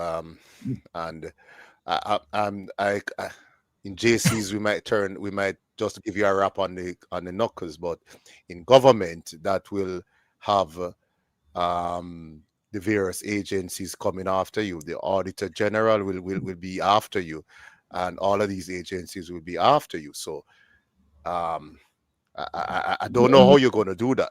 You come after me after you have seen the result, after I've done the work. Because sometimes, because of government bureaucracy, it ties up the system. And sometimes you have to just kick the gate down to get the work done, and then you put the pieces in afterwards. I submit all this entry of all the documents that is required for submission. So when you submit everything, they will say that, oh, you breach protocol by doing it ahead of time. but all documents show that's just my belief. But I was back to what I was expelled from the YU not because of anything I did, but because I had supported the losing candidate for a presidential election, and in an attempt to clean the slate of officers who did not support the candidate that won, I was on that list of the cutting persons. So at that time, Dr. Dayton Campbell was running for YO president, and I was support on his campaign team. I was very much involved with his campaign and everything. He went up against Councillor Alric Campbell, who eventually won. But you know, those are some of the things that really brought that helped shape my political belief. You know, getting expelled doesn't mean for a cause I believe in only cause that flame in me to burn brighter and hotter. And so at the time when it came around now, then regional chairman for Region 3, that was Comrade Philip Powell, had reached out to all of us who would have been expelled to have a meeting to find out what was happening. And my then Member of Parliament, Dr. Omar Davis, had asked the Constituent Secretary to reach out to me to say, hey, you know, there's a meeting at the party headquarters and they want all it. And I said, for what reason? I have no interest in going to a meeting, because unless you address the situation at hand. And I tell you, I went to that NEC when Comrade Pickersgill was still chairman, and it was at that first NEC persons knew I could speak, because I turned up that NEC, that list of the emails I had sent, photocopied everything. So when persons kept saying, oh, I didn't see, I said, but you respond to my email. Here's the times I'm at. So when persons realized I was now showing proof of the issue being raised and you were responding, that's when they said, okay, we're going to put everything together. And then I have a reconciliation. Persons who were expelled, it has been turned over, you know, back in the party. And I'm like, okay. I said, like, it's not like any of you could tell me not to come. So we moved on, and from then even in the midst of that expulsion, I decided I was going to try to go to the NDM. You went to NDM? Yes, I went to NDM to see what they were like, and you know, to see. Because I said, okay, since the expel me, I'll go next door, go see what's going on. But the NDM was dragging their feet. It was like a snail pace. That was snail was moving faster than NDM. I got frustrated. I said, listen, I can't, you're not ready yet, because you're again a whole bit of talk shop. I then went to a G2K meeting at UE, because I said, okay, let's see because a good friend of mine, Howard Chamberlain, who from the first day we met at UE, he has been pushing me to become a member of the JP. I said, no, I'm quite okay. So when I came over, I went to that meeting. When I come over, I went to the meeting. I said, I'm going to go to that meeting to see what it's like first. And because I don't believe in the media hype, I want to see the meeting behind the closed doors. And I went to that meeting at Mary Sequel Hall on UA campus.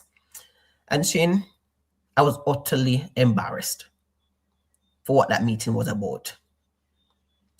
I remember the then party chairman, who I won't call, he was speaking about what the JLP brought to Jamaica. And he said, oh, JLP brought the color TV. I said, that's the only thing you can talk about, color TV? Really? This is what I'm just not listening to?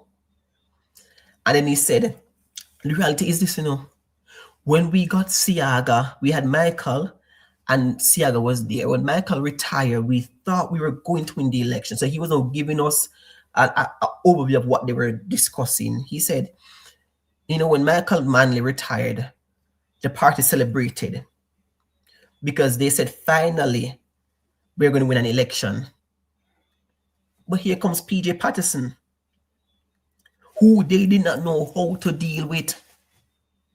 I could argue he won and the PMP won because the PMP demonized Edward Siaga. Well, whether demonize him or not, I'm just telling you what my experience was when I went to that G2K meeting. listening to the then party chairman of the JLP talking about their dilemma that they were faced with. Because he went and spoke about every leader that they got and how the PMP was able to produce a leader that could outshine them. So you weren't, so you were not impressed with the G2K meeting. No. And so you came back to. No, I left, and this I said, listen, I'm going to focus on my church alone. I left because I said, listen, this is utter. If I can't be in the PMP, because, but then we had that reconciliation, and I reintegrated into the People's National Party, the youth organization, and I moved up and I served, and I had a whole experience. I was integral in the 45th anniversary celebration of the PMPYU at that time.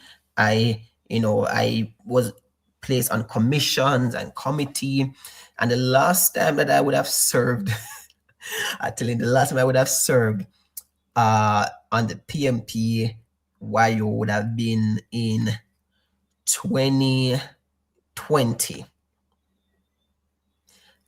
At that time, I was vice chairman for my constituency, YO. I was on the regional executive. I was on the national executive as International Affairs Commission chairperson.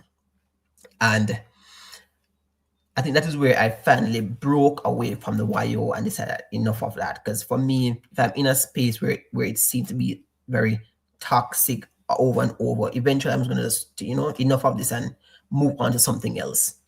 So I remember my younger brother was running for a position on the guild, and he asked me to be his campaign director. I said, okay, no problem. Other persons reached out to me. I said, no, my focus is on my brother, becoming, he was going for the games and something committee chair for the UA Guild. And so the focus was on his campaign. But then members of the part of the YO knew that I was on campus. They knew he was there. They knew of the connection. And so they were looking to see how they could get him to support their candidate. So at that time, I didn't know who their candidate was. And they said to me, oh, I want you to support this candidate because she's PMP. I said, but you know my position already. This is a UA election. And I don't care what your JRP. I will vote based on who I believe is best for the students and for me. And don't come to me and say somebody's at PMP who I've never seen this person at a meeting before. And I tell you, I go to almost all the meetings. I am everywhere with PMP. If you ask my family, every pan when knock for PMP, I'm there. As long as I can get there, I would be there. And I said to them, I don't know who this person is asking me to support. My brother is who I'm supporting. And that it ends there. Eventually he said to me that he's going to drop out of the race because he didn't realize it was that much work, and he's not going to be getting into all them stuff there. I said, okay, no problem. He then said to me, he's going to endorse the other candidate, the male candidate, because of his work with him, and he knows him before. And that very same candidate was also known to me because I knew him before as well. While we were in high school, we both served as student counselors. We both did quiz together. So we knew each other before all this. We were involved in youth work together. Because I was also involved in National Youth Council of Jamaica. That's very involved. So when he said to me that he's going to endorse him, I said, okay, no problem. So he endorsed him. He posted his flyer on his Instagram page and stuff. I said, okay. So I reached out to the same candidate. I said, hey, he dropped out of the race, and I had decided not to endorse anybody, but because he's now out, I'm going to endorse you. And Shane,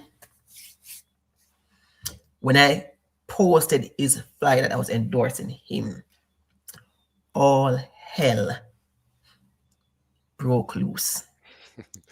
We all right. So you guys have a tendency not to seem to be able to keep it together. So let me ask this question. Is the PMP a viable option for government? Yes, we are. In its current state? Yes. With your leader, with your current leader? Yes. And you are in support of your member of parliament. 100 million of overall, it is infinity support with him. Is there a leadership challenge No, coming? there's So none. Damien Crawford will not be challenging. No, Damien Crawford said he will, whenever a leadership vacancy arises, he will go forward for it. But there is no leadership challenge, and we're not going to ascribe to any entity that is peddling any narrative. There is none, and the party is comfortable with the current leadership of the party and with Comrade Mark Golding as the party leader and president. But you lost couple elections. You weren't. Yes, you recovered. You recovered ground, but you still lost. We lost only one election with Comrade leader, and losing an election. You lost local government election. Which local government we lost? 2024. Yes, Odell. You lost local government election. Which local government? The local government election before the general election. The local government election of 2024. February 2024. The PMP lost. Where did we lose that election? You lost. You won less. One less where? Parish council in comparison to... Yes, you did. No. Yes, you did. We won Hanover, Westmoreland, Manchester, Portmore, St. Catherine, Kingston St. Andrew, St. Mary. All right, we're not going to... I see where you're going, Odell. So you lost local government election, you lost general election. Well, we didn't lose any local government. We lost it. And even if you're going to peddle that narrative that we lost local government, the data shows that we got the most votes. You've got the popular vote. The popular vote. But we do not win elections by popular vote. I know, but again, what I'm trying to understand is the only time we began hearing this narrative that the PMP lost local government is because the JLP lost. There was never in the history of joining the Portmore municipality and the St. Catherine together. Never. It has always been two separate things when the elections are held and it's stated. But because they're trying to peddle a narrative that they didn't lose the election, they're trying to say, oh no, Portmore and St. Catherine is one. They're two separate mayors, two separate elections being held. But we'll have that for a different night of discussion. So the PMP won the local government. We lost the general. Again, so that is we are where we are now. We are a viable alternative to the government, and we will continue working with the current state of officers that we have until they decide that they are going to step down to make way for a change in government, a change in leadership of the party. But as it is now, the leadership of the party remains as is and remains firm behind the leadership of Comrade Mark Jefferson Golding as the party leader and president and leader of the opposition in the parliament currently. Looking beyond Mark Golding, whoever decides to, for me, I do not support a person. I support the party. So whoever is the next leader will have my 100% support at all times. When the Comrade Dr. Phillips was there, though I had supported Comrade Bunting in leadership race, once it was over, Comrade Dr. Phillips had gotten my full support. So I support the leader of the party and not a personality. So whoever the leader is will always have my support. Because I believe in the party over self at all times.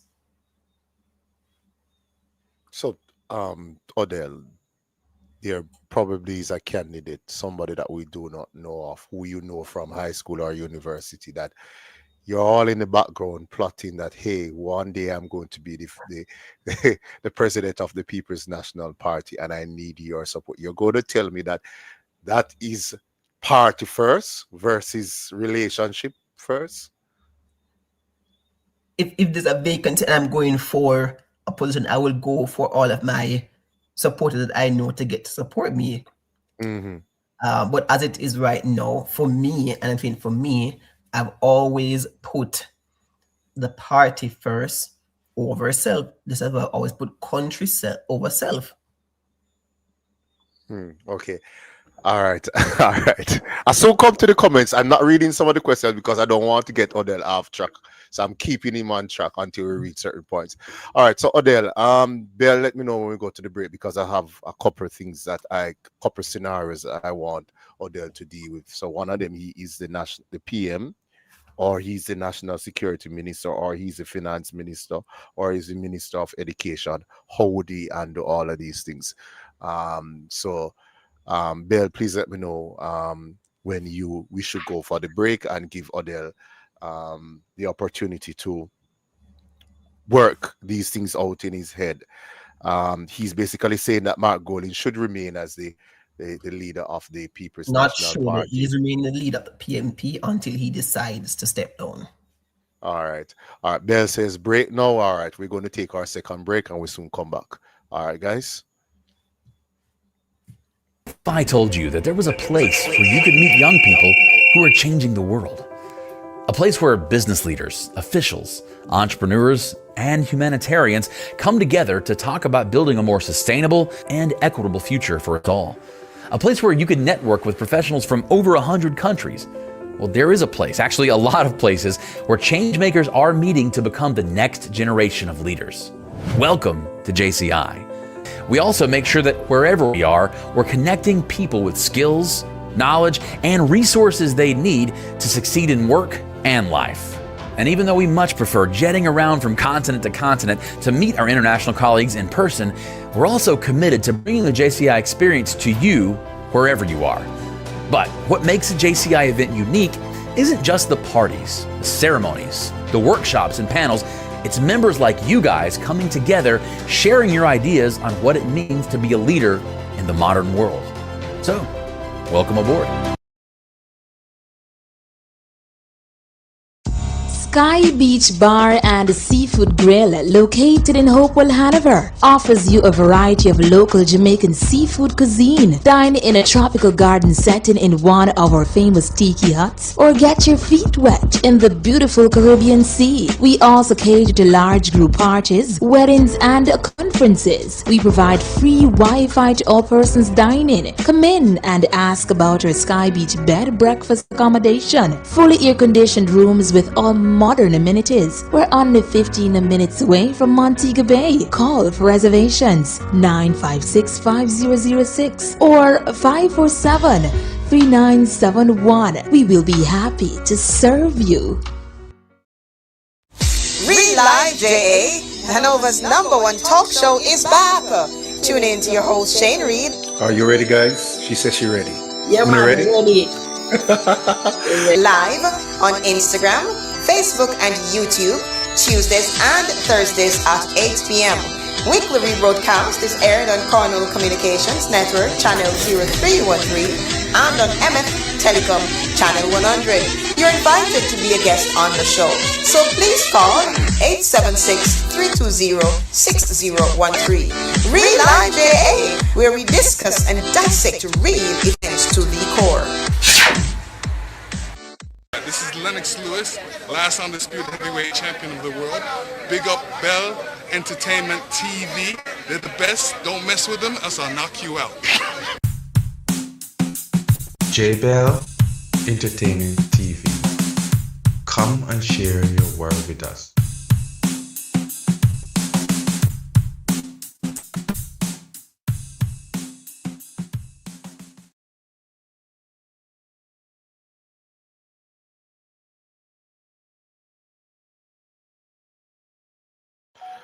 All right, guys, welcome back to Real Life on Bell Entertainment TV. I am your host, Shane Reed, and we're sponsored by Sky Beach Restaurant Bar and Grill, located in Hopewell, Hanover, and Pythagoras Construction. Okay, we have with us a JCI member, a budding leader, politician, and and entrepreneur, none other than Senator Odell Marsh. Guys, thank you for staying with us. Odell, I'm getting a feedback now. I don't know what's the issue. We didn't have any issue earlier. Yeah, guys, and we have been battling the various issues, whether from my end. Yeah, it's sounding better now. Whether from my end with Odell, well, my end with internet, and then Odell with his devices and all of that. And thank you for staying with us. And for those of you who's just watching this program, and as I said it to Bell, I'm trying to do things a little bit different.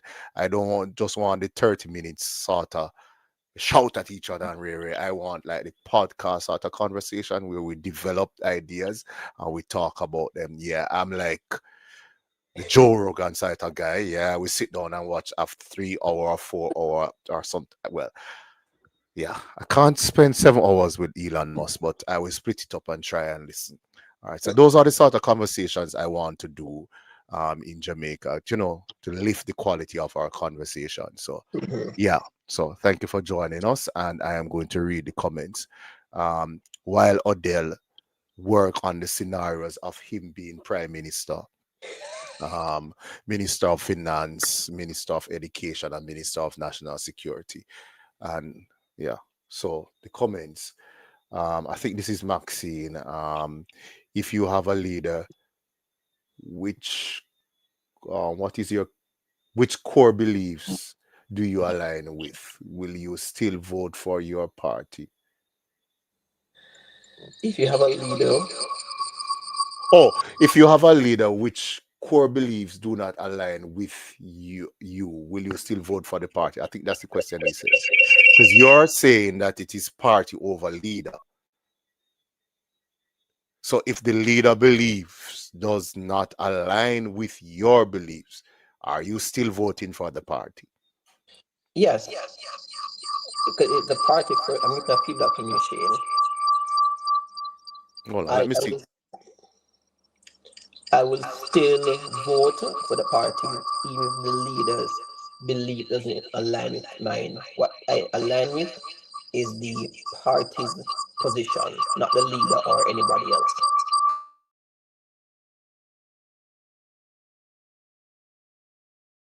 I get that. All right, I hear you. So he's party first. All right. Check one of those devices.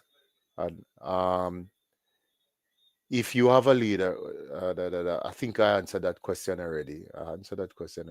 Nah, Christine said, nah, no, the PMP won local government. I'm not going to get back into that argument because we're going to be here night, and then I have to I will then end up going on Grok, Chat GPT, Google, Perplexity AI, and I'm probably going to have to correct Chat GPT and tell Chat GPT that the election was February 2024 or not, whatever. So I'm not even going to get in that argument with Odell tonight. Bell says leaders always make a difference, not the party for me. Do you agree with that, Odell? It is the leaders and not the party per se.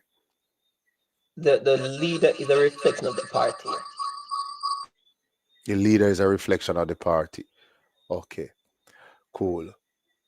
Why me always tumble on PMP nonsense? Somebody said that. Gazan Campbell. All right, I hear you. We're hearing Odell's perspective. I will vote Odell to, I guess you're saying that Odell to be the next prime minister. We don't have president in Jamaica, or unless you're talking about JCI president. But that's not how JCI politics work, Bill. What do you think of what Andrew Ones has done for Jamaica over the years? You're not answering that question now. Please work on that question for later on, because we have your assessment of the current leadership later on. All right. If you were PM, what would you have? How would you have gone about the status of? Yeah, that is one of the questions he's supposed to answer, NP Markland. So we soon come to that.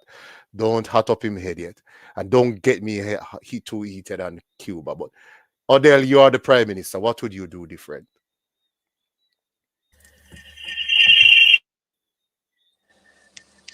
Uh,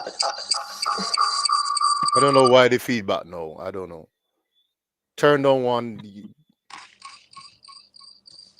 yeah, everything. It probably something on your end that is plugged in, or I'm not sure what's happening. Uh, Alright, so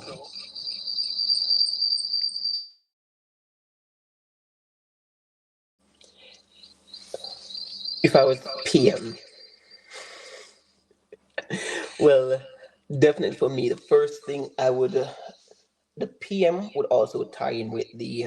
So I'm gonna use that one question to answer the PM and the education. So if I was the PM, the first thing I would look at would be the creating a workforce that is ready for the 21st and 22nd centuries to come.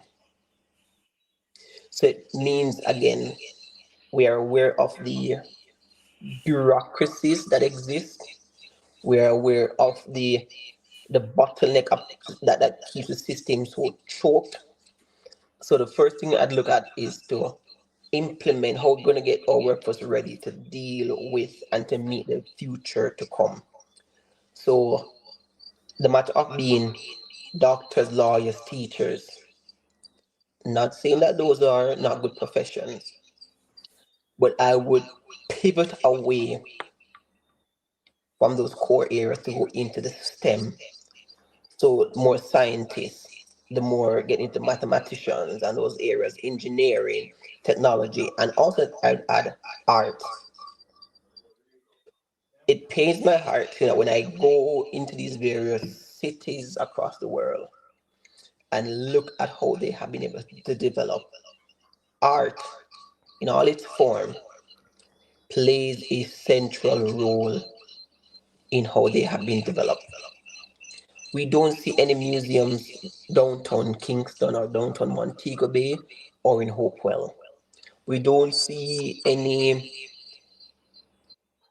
murals that is. I know that you have the downtown Water Lane, that is one, but there isn't a government push to get that done more. We're not seeing our history being preserved. And so a part of the education that I would push as Prime Minister and as Minister of Education is to look at how we educate our nation. So we're going to have to create, so what I would say, and we're not reinventing the wheel, we're going to repurpose the wheel. So a UTech, the name is University of Technology for a reason. So in my first meeting with them as Prime Minister and as Minister of Education, you have a year to run on all of your non-technology related programs. so you would scrap the department of which department are you scrapping then? Law, anything government related, anything that is not technology related, the bizarre, all that is going to be scrapped.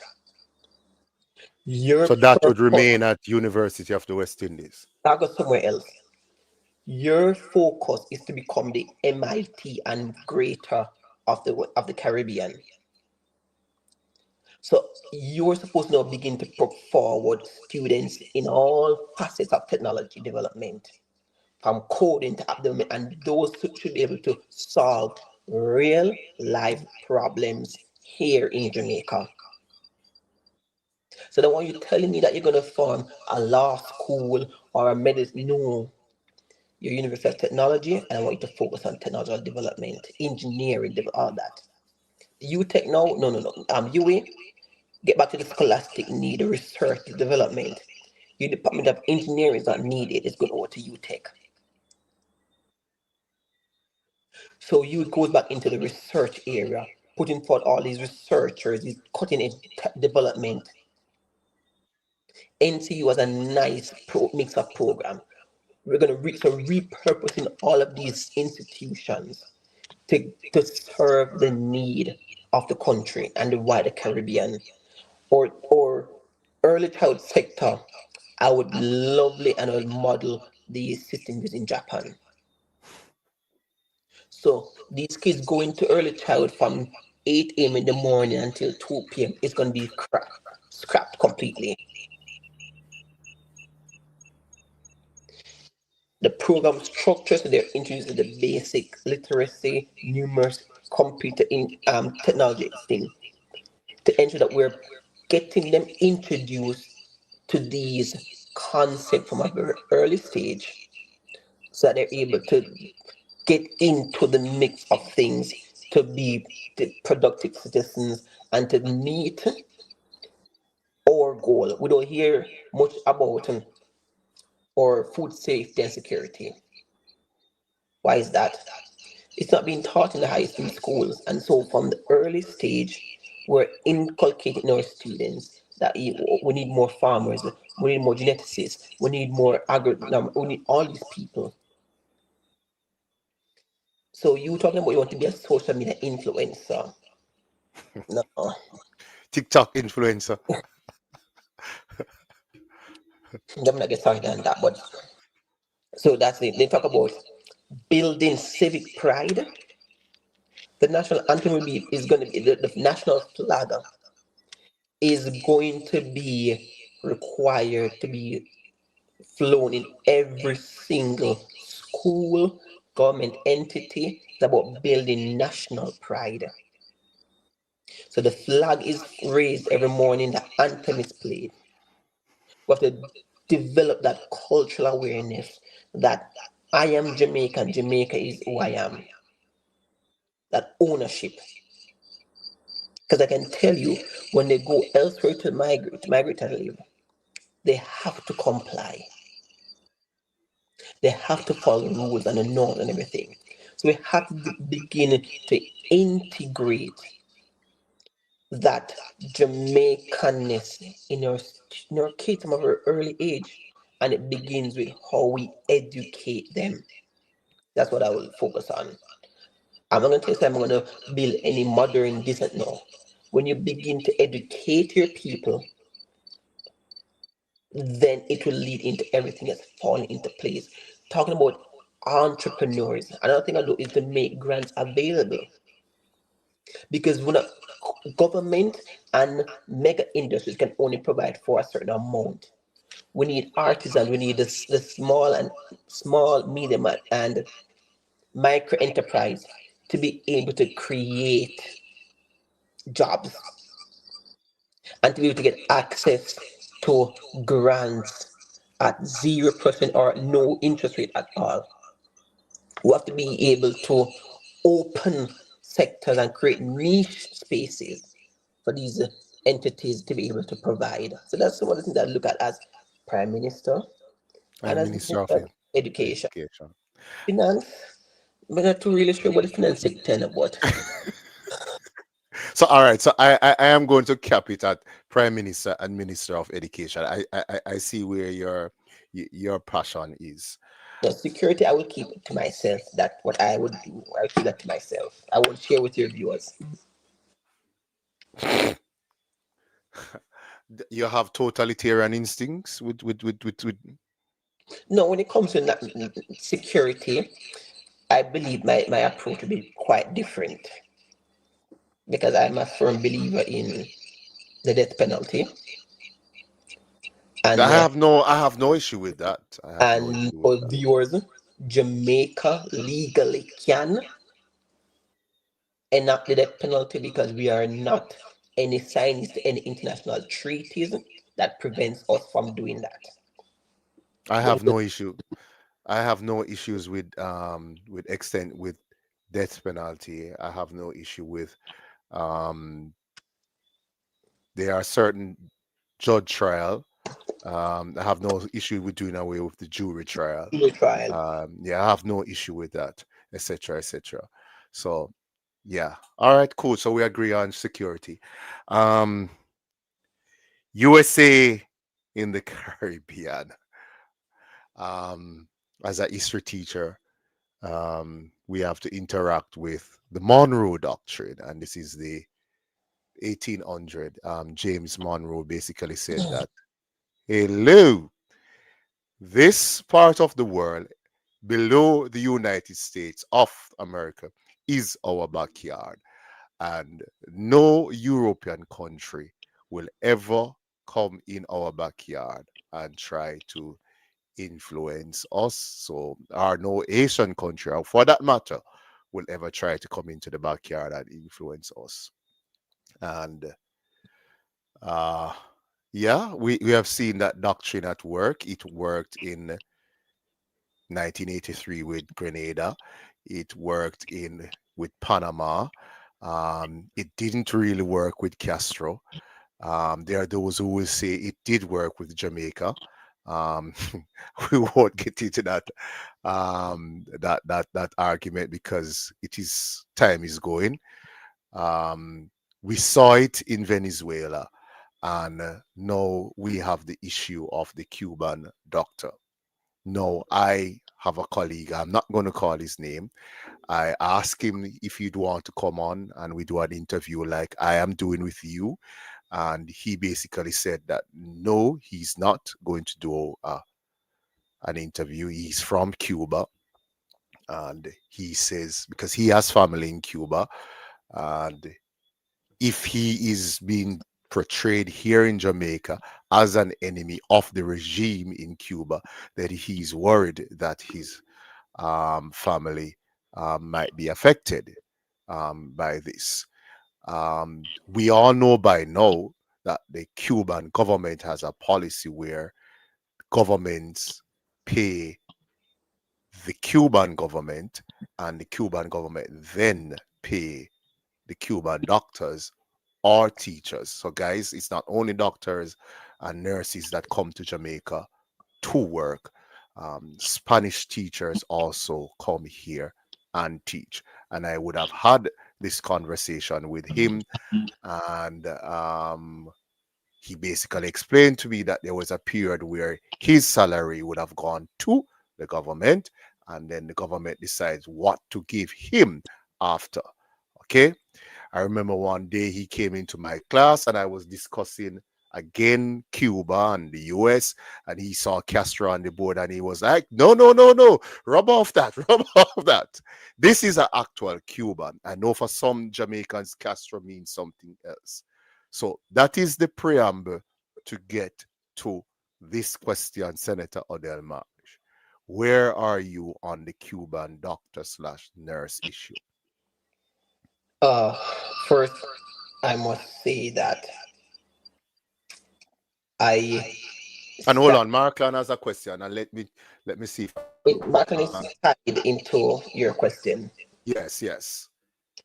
So, as a student of international relations, is what I would have studied. That is not useful now with Trump.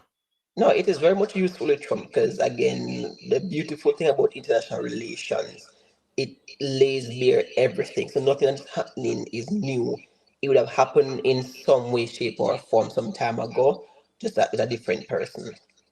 But the reality is, I believe firmly, and I always say it, in the right of a sovereign state to dictate its governance and how it operates.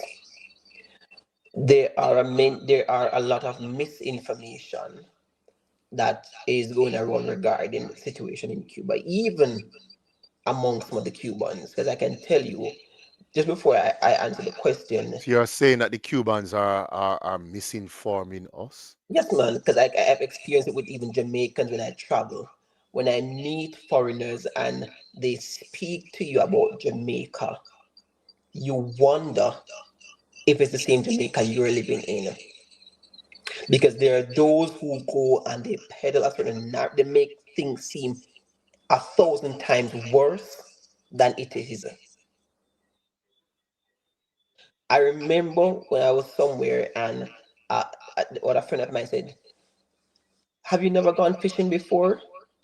And a Jamaican was there said to me, oh, we don't do fishing in Jamaica.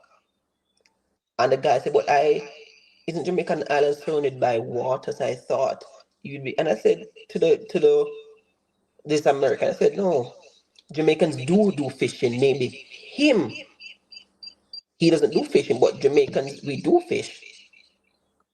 So it's the same situation with the Cubans. There are those who will make it seem 1,000 times worse than it really is. And having studied the program and having spoken to several persons, both teachers, doctors, nurses, and others who have come here from Cuba on the program, what they have said is that it is almost as a form of exchange. So the government educates you, and you go out to work, and some of the pay goes back.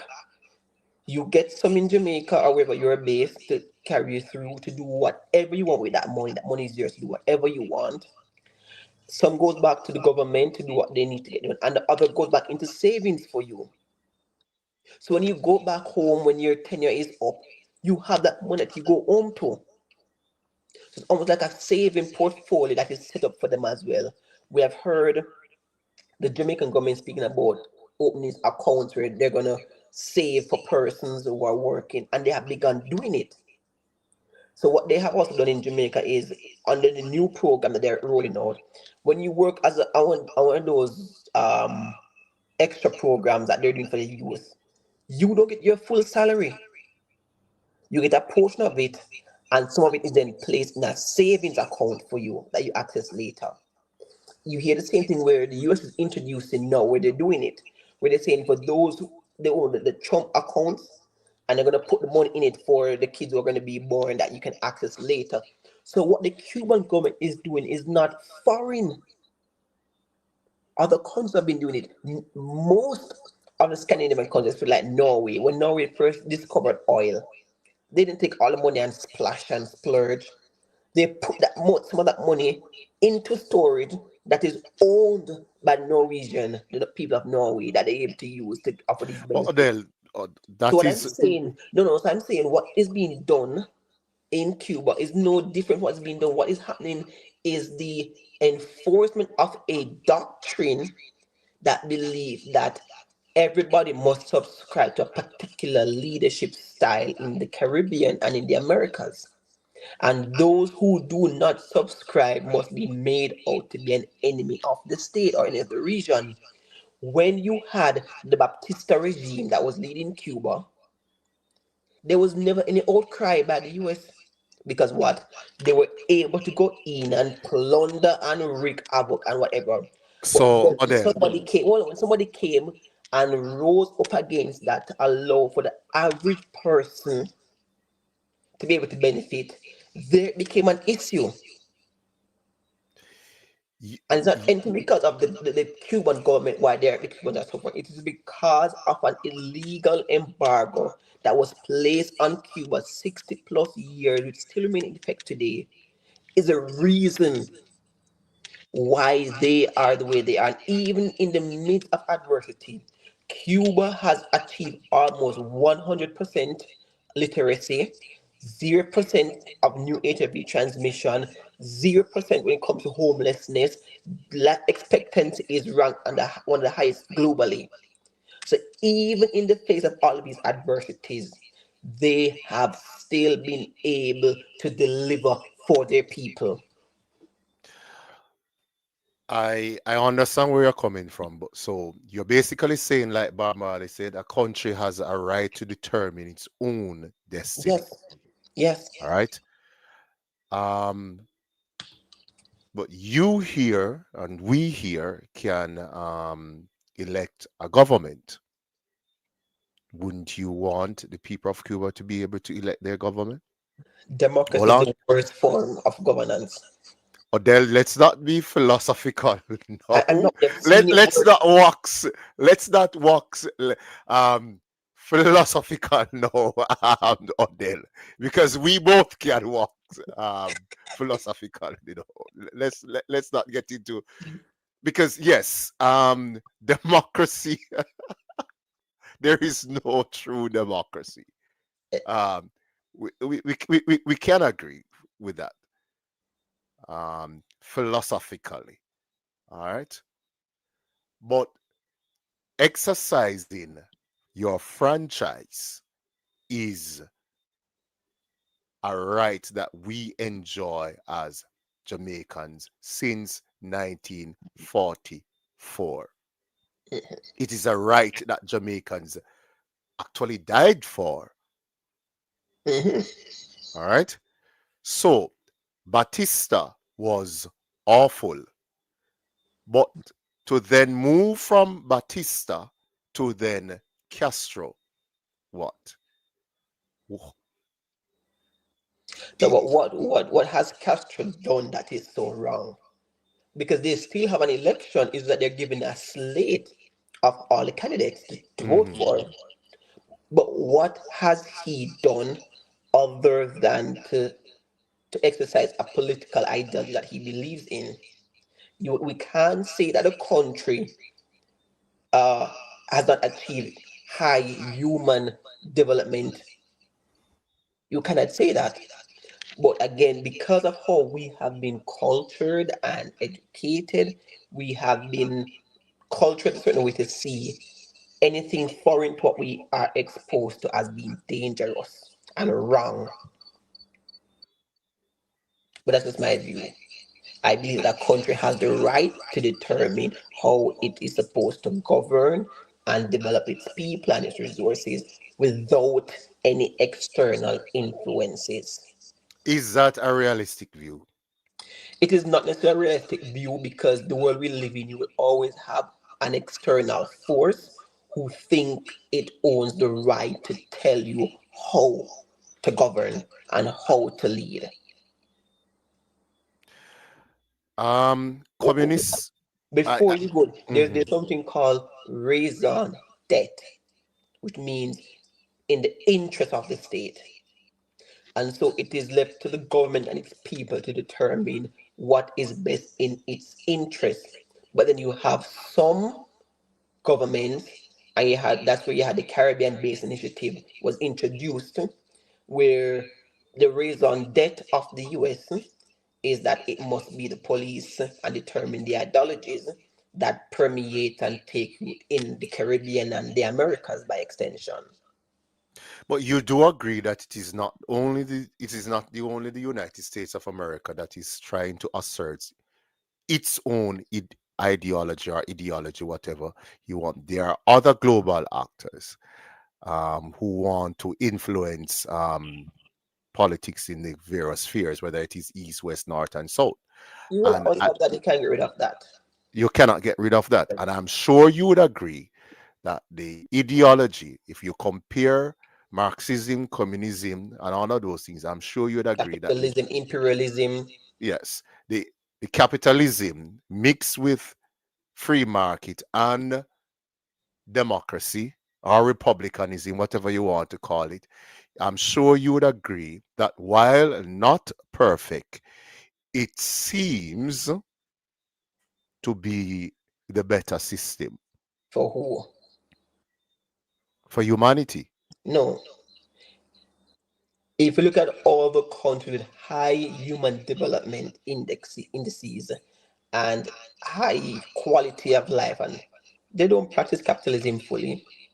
No, they are socialists because they are capitalists. They have a mix. They have a mixed economy. They have a mixed economy, Senator Odell, but they are socialists because they are capitalists. And but their origin, they have cash to care. Yeah, and without cash, you cannot care. And that is what my former role model, Michael Manley, didn't get in the 1970s. No, he got it very well, but they cash to care. And without cash, you cannot care. Very well, but he was one of the very first few set of leaders in the Caribbean who felt the full force of the Monroe Doctrine because he governed at the time in the midst of the Cold War era. And I think he made a blunder. You couldn't come on. Cuba escaped. Grenada, come on. You would have thought that the US was going to just say, okay, Cuba, followed by Jamaica, below. All hell was going to break loose. And Manley had to know that. Well, he was He, prepared to do the right thing, which meant putting his country first and his development. Not, and as I he think, said, and we are not going to walk on the world stage on our knees. but putting your country first also meant being pragmatic and being realistic. Yeah, but that doesn't mean they're going to bow to the pressures that exist because they're trying to exert their forces. So he So maintained you his are position. you're going to bow to the pressure of Russia, a Soviet Union. No, he didn't bow to any pressure either. He maintained that Jamaica will not be forced into any particular position. That's why he clearly stated that Jamaica remain a part of the non-alignment movement. We are friends to all and enemies to none. You ever saying that because your enemy is I should be enemy to your enemy? No. So the issue is that Jamaica made it clear that we will not get into any side picking. We will be friends to all and enemies to none. Well, walking up and down and taking pictures with Castro and Bishop and all of those things was not a good message to send. No, they were all a part of the Third World Alliance. And aided by Cuba and the Russians quietly. Come on. No, there was no proof of that. That's all. Come on, Odell. Come on, Odell. Both, let us agree, Odell. Let us agree as millennials, or young millennials and old millennials, that both groups, the Soviets, the communists, the socialists, and the capitalists, armed groups in Jamaica. Oh yes. And because turn, they had their own agenda. Because again, yes, if you could control Jamaica, which is the power of the Caribbean and the region, if you control Jamaica, it means you control the region. yes. So both the CIA and both the KGB had meddled in Jamaican's affair. We have to admit that. Oh yes, it's known. And I think that Michael Manley, I don't know if you could have ever been more PMP than I was.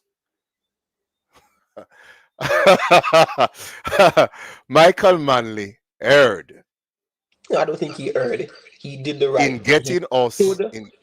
He stood his ground as prime minister, and he stood up for his country that we will not be forced into a corner to choose a side.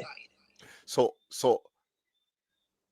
Singapore seems to have done the opposite. Singapore did not, somehow took itself out of the Singapore squabbling. went full communism. Well, yes, they did. I do not admire that, but they have in terms of social development and otherwise, he came, he saw what we're doing, he practiced stuff, he got it, went back, implemented aspect of our policies. He took the whole blueprint. The whole blueprint, and went there and implemented it. You and I have JCI friends and members from Singapore, and we have always admired their civilization, if there's such a concept. And I think we alluded to this earlier. Democracy is not perfect.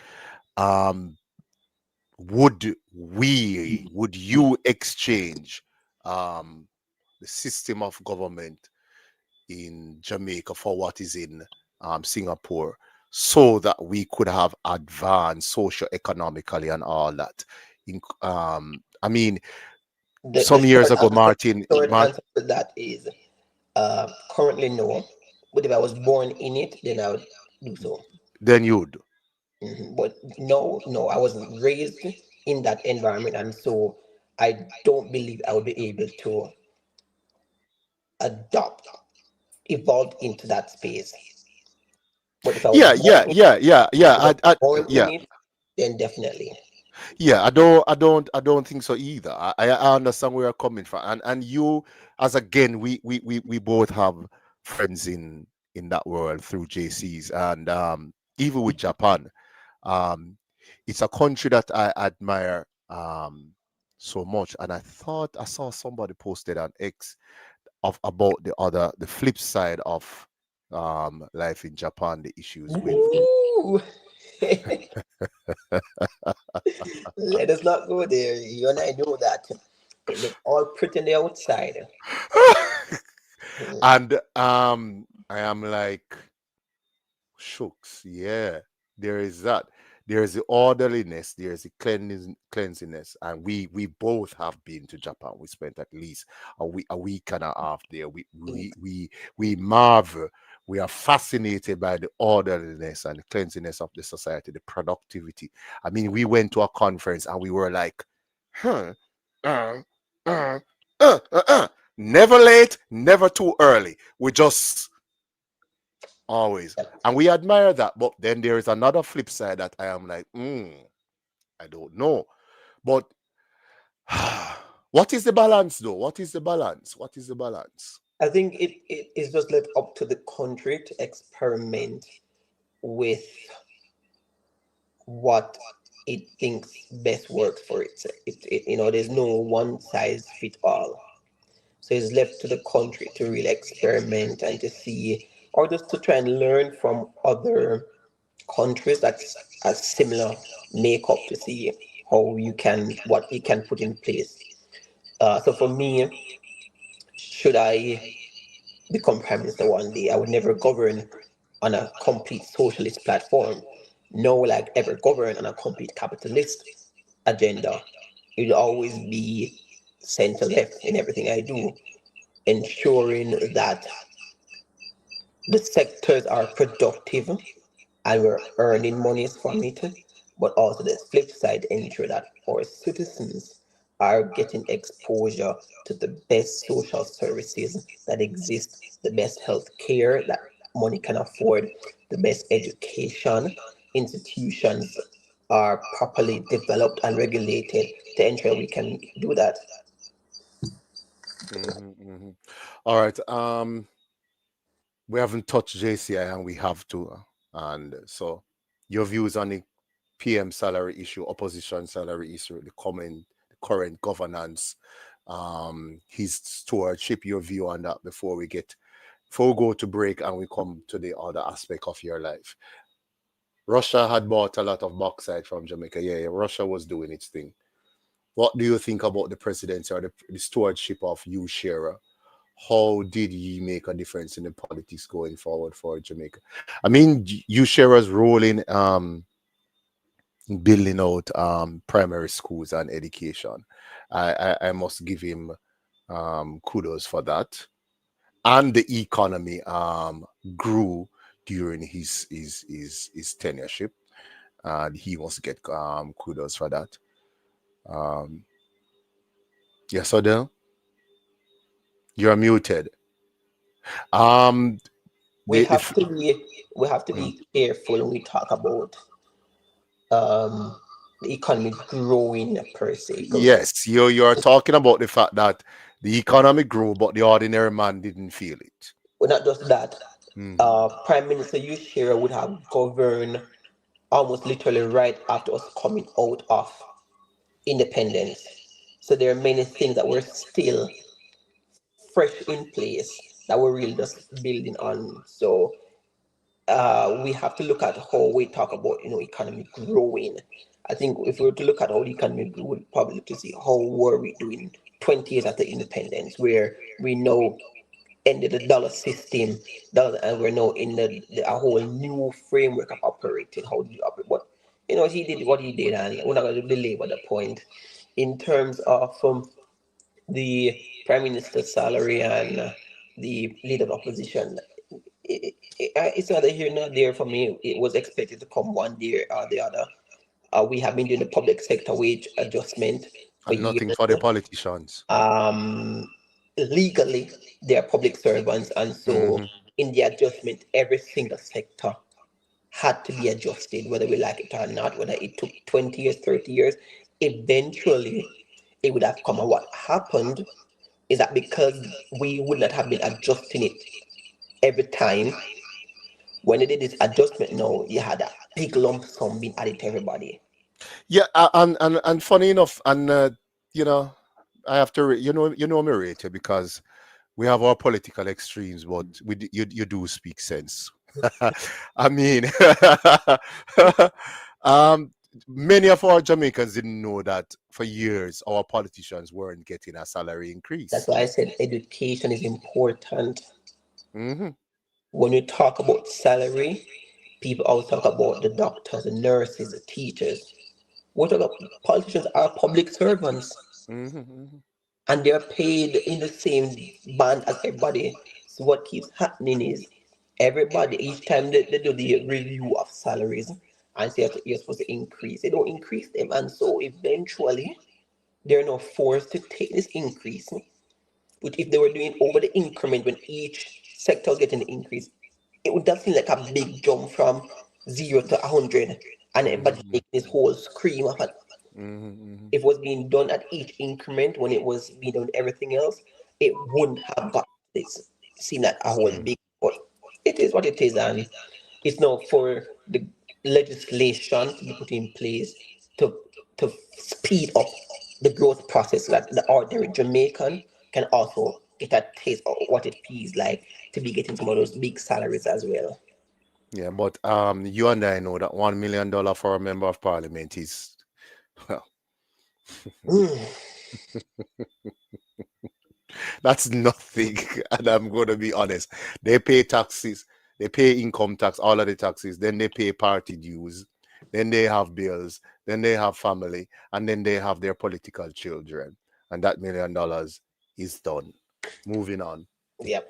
Your assessment of the stewardship of the government, and then we go to a break and come back to your JCI career. The government has not been good stewards so far. That's what's in there. I leave it there.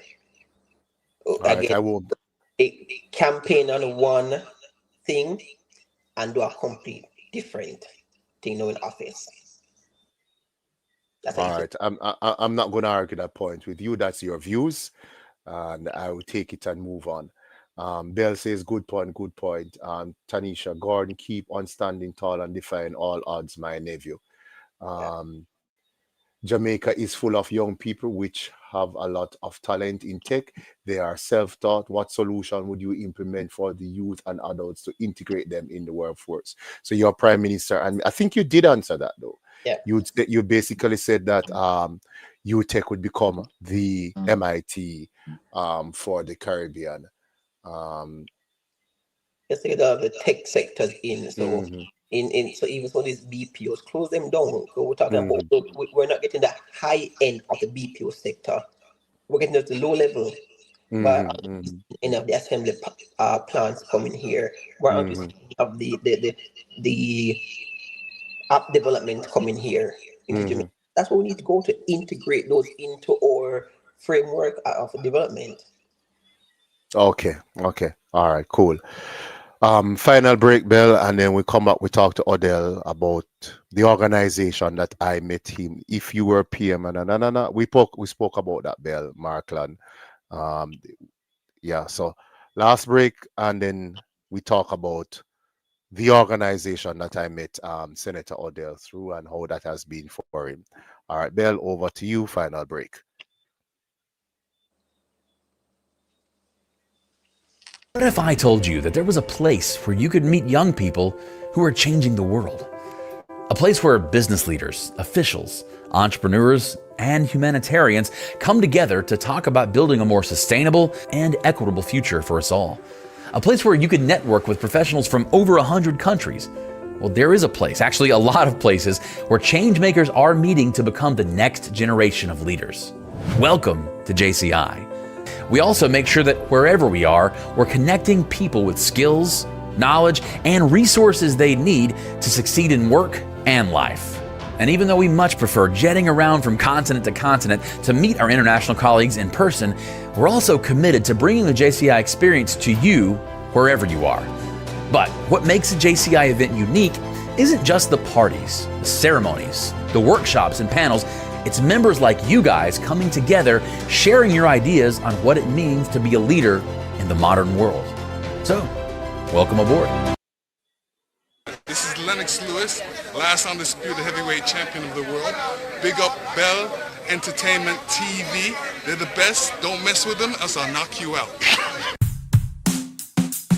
J-Bell Entertainment TV. Come and share your world with us.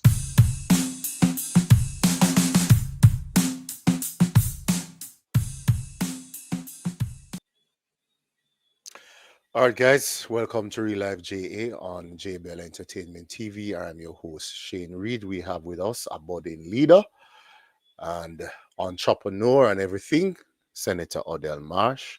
I'm your host, Shane Reed, and we are on J-Bell. We have been at it for a while now. We have some challenges along the way, but we have stick and stay on, and we are going to wrap up in fine style. So, Odell, JCI, I think you said you explained how you met Dwayne through United Nations and all the others. But how you're muted. How did you actually get introduced to JCI? All right, so how I got introduced to JCI, I was, as I said before, I was involved with the National Youth Council of Jamaica. And I was a part of the Kingston and St. Andrew chapter. And I remember in 2014, we were having a meeting, and JCI St. Andrew at the time had come to that meeting to talk about, JCI and to invite members to the organization.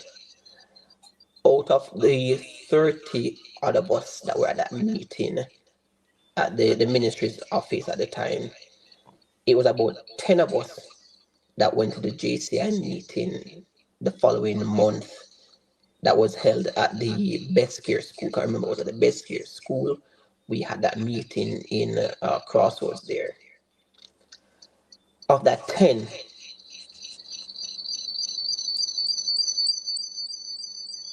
two of us remained and kept going to the meeting until I was the only one left. Hold on, so 10 became 1. Yes. Okay. I think I'm getting a feedback. I'm not sure if I'm where. I don't know if it's you or me.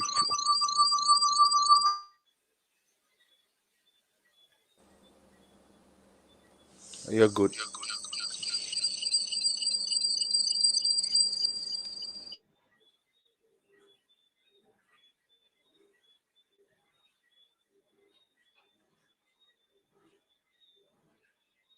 No, I'm not hearing you there. All right. Mute the other device or the one. It's mute. Okay. I'll probably push it a little bit from you. I don't know why, because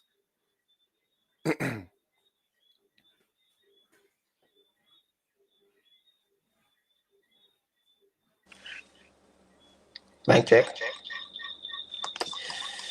Let's push through. Yeah, push through. Let's push through. Yeah.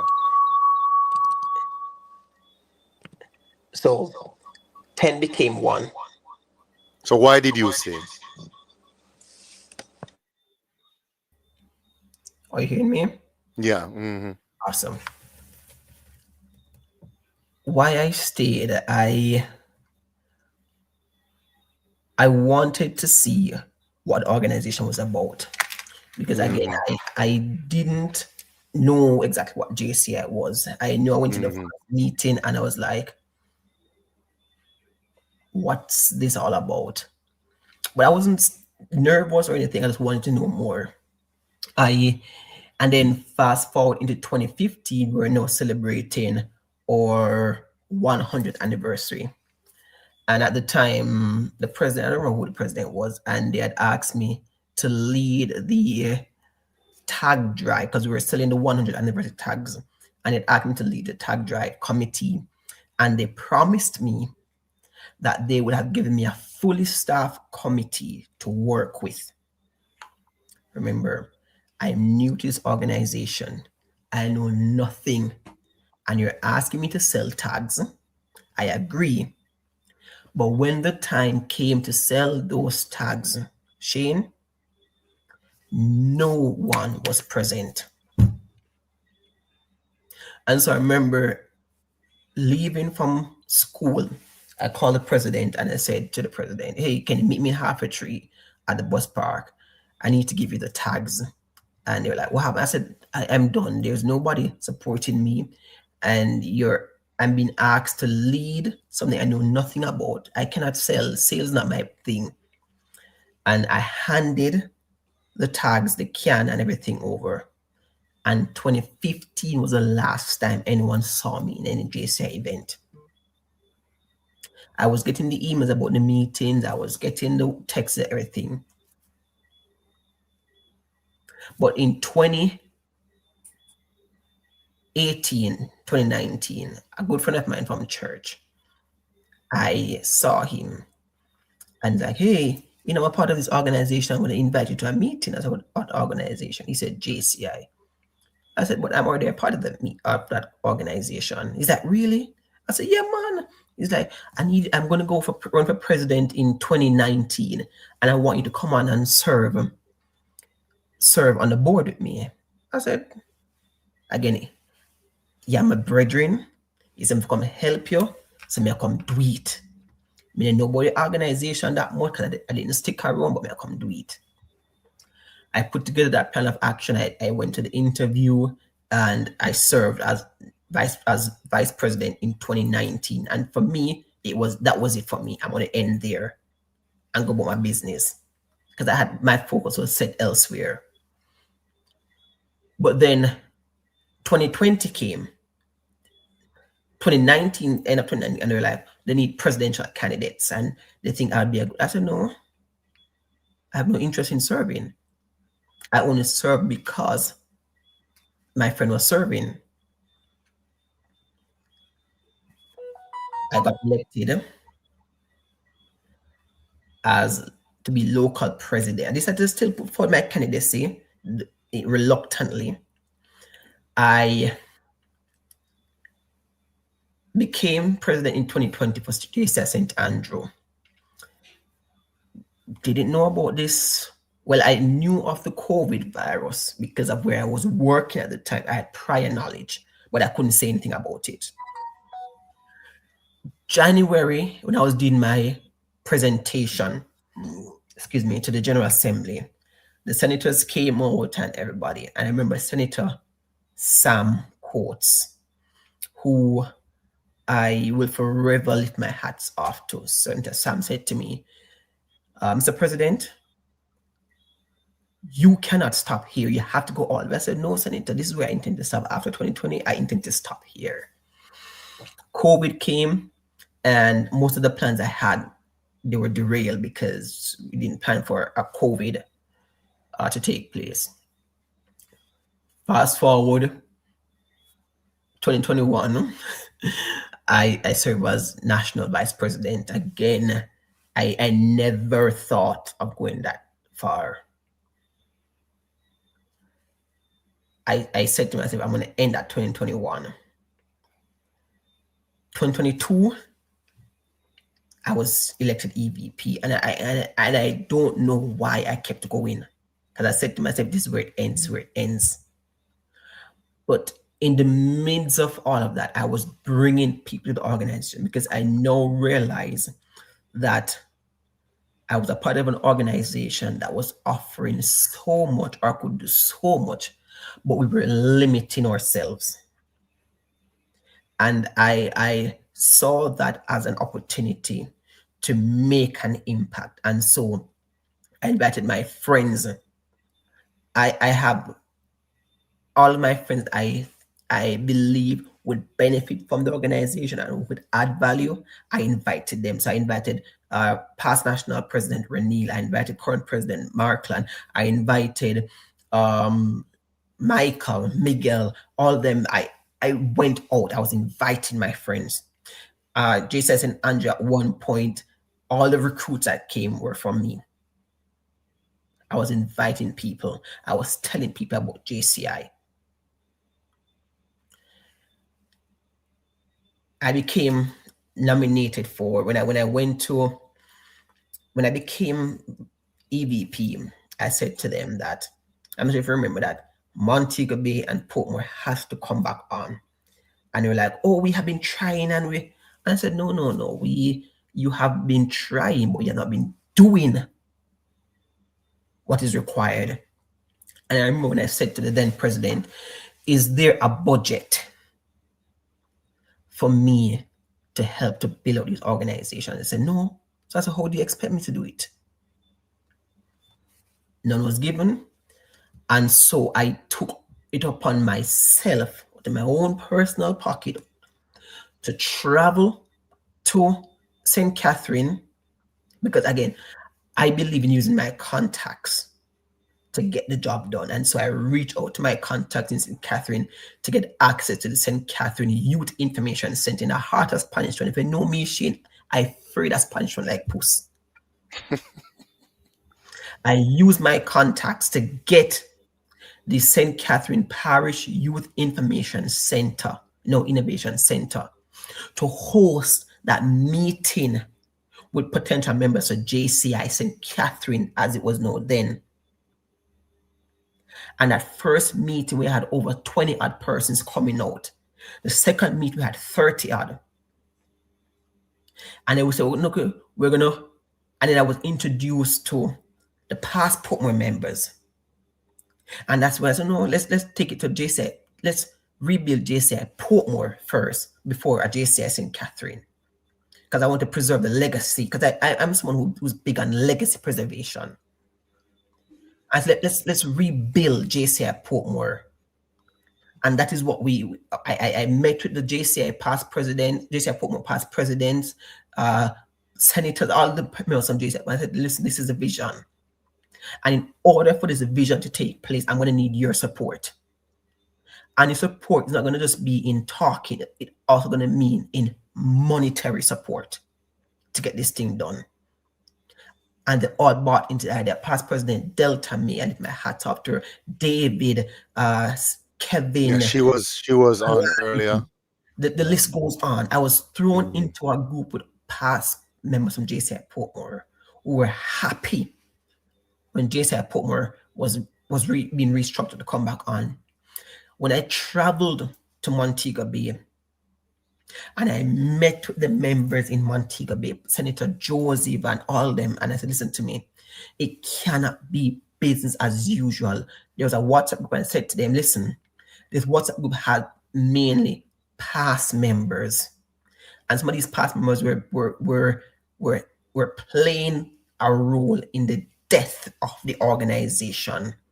And I said, listen to me. And I said to past President Alicia and Senator Namisha, we're going to have to create a new WhatsApp group.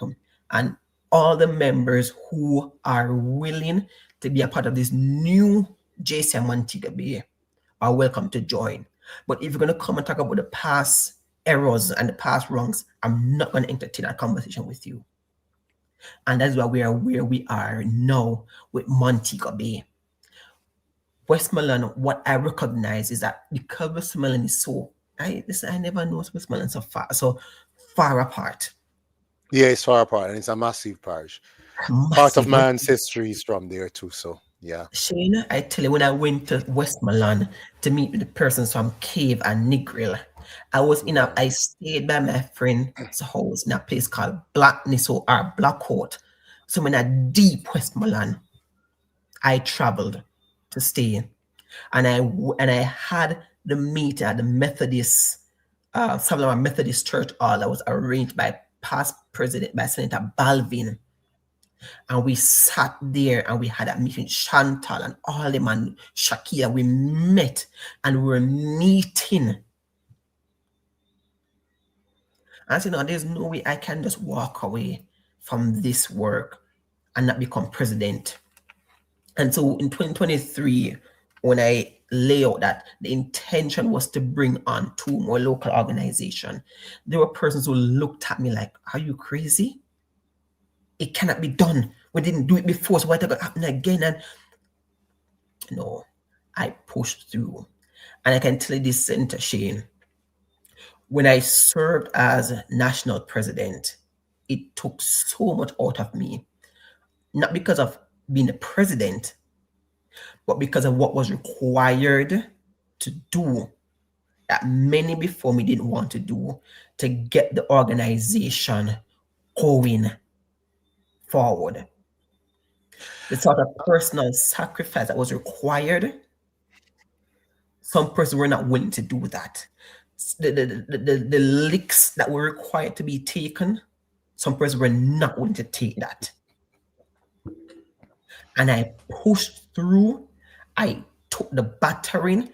There were some senators who I reached out to who I thought had interest of the organization at heart. They said, hey, would you mind being my advisor? I said, no, I can't do it. I'm busy. But I can tell you, for every misstep I did, those very senators were on my phone calling me, cussing me out, beating me down. And I stood my ground and said to them, please do not call up my phone about anything that's going wrong in the organization. Because when I called you to be an advisor, to guide me, you said you were busy, but you're not busy to call and cuss and beat me, but you're busy to give proper advice and guidance. So please don't call up my phone.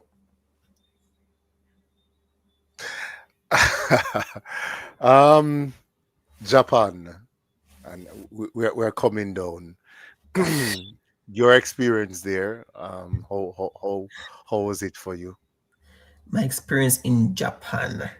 You didn't do homestay. I did homestay. No, I loved my experience because they gave us it's called the Ryokan. Something like that. It's an ancient Japanese thing they did. They took us up in the mountains. There's one of these ancient sauna places to stay. And I tell you, Shane, that bond that we formed as EVPs from the various countries around the world is what brought us closer when we became national presidents the following year, and even to this very day. Some of my good friends know, like past President Manuel from JCI Ghana.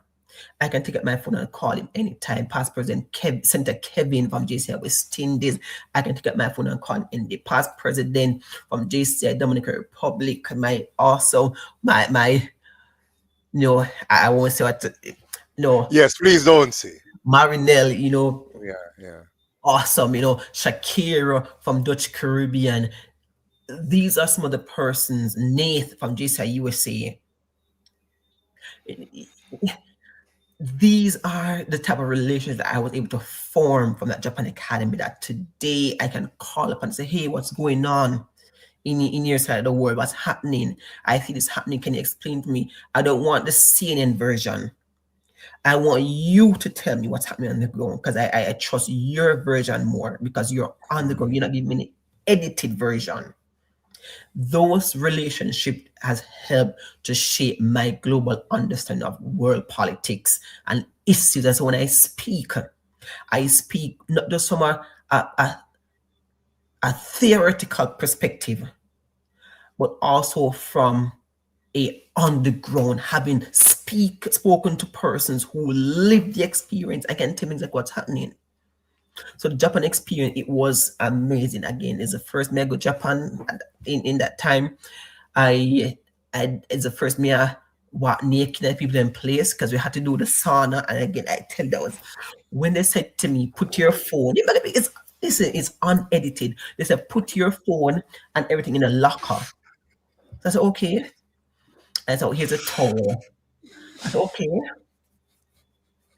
So I put the towel around me. Again, I'm not against new experiences. I will take the new experiences as they come. I walked through the door and they said, oh, you have to shower here. And again, for those of you who are too tall, Japan is not for you, because it involves a lot of bending down and little short places, and Japanese aren't tall. So their things are built for their height. So even though I'm not tall, I still had a challenge. Because when I had to sit down on the little bucket to do the shower thing, it was a pain to bend down on the bucket. But then when they say, okay, the towels leave here, you have to go into the sauna again. The Japanese culture is, I'm able to see you in your full birthday suit. It means you're able to develop trust. And that's where they have the high level discussions in the sauna. You know, I had forgotten about Buddha. Oh. And all of those things that I learned about Japanese culture in RE class and all of those stuff, I had forgotten totally about it until my homestay family was like, do you bath? And I'm like, of course me beard. You mean? Yep. What you mean me beard? And it is not after they asked that question. The husband asked me that question about 5 times, and it was about the 4th or 5th time. When they asked it, I was like, my brain flip out. And I say, so there's something special about this bath that these guys asked me about.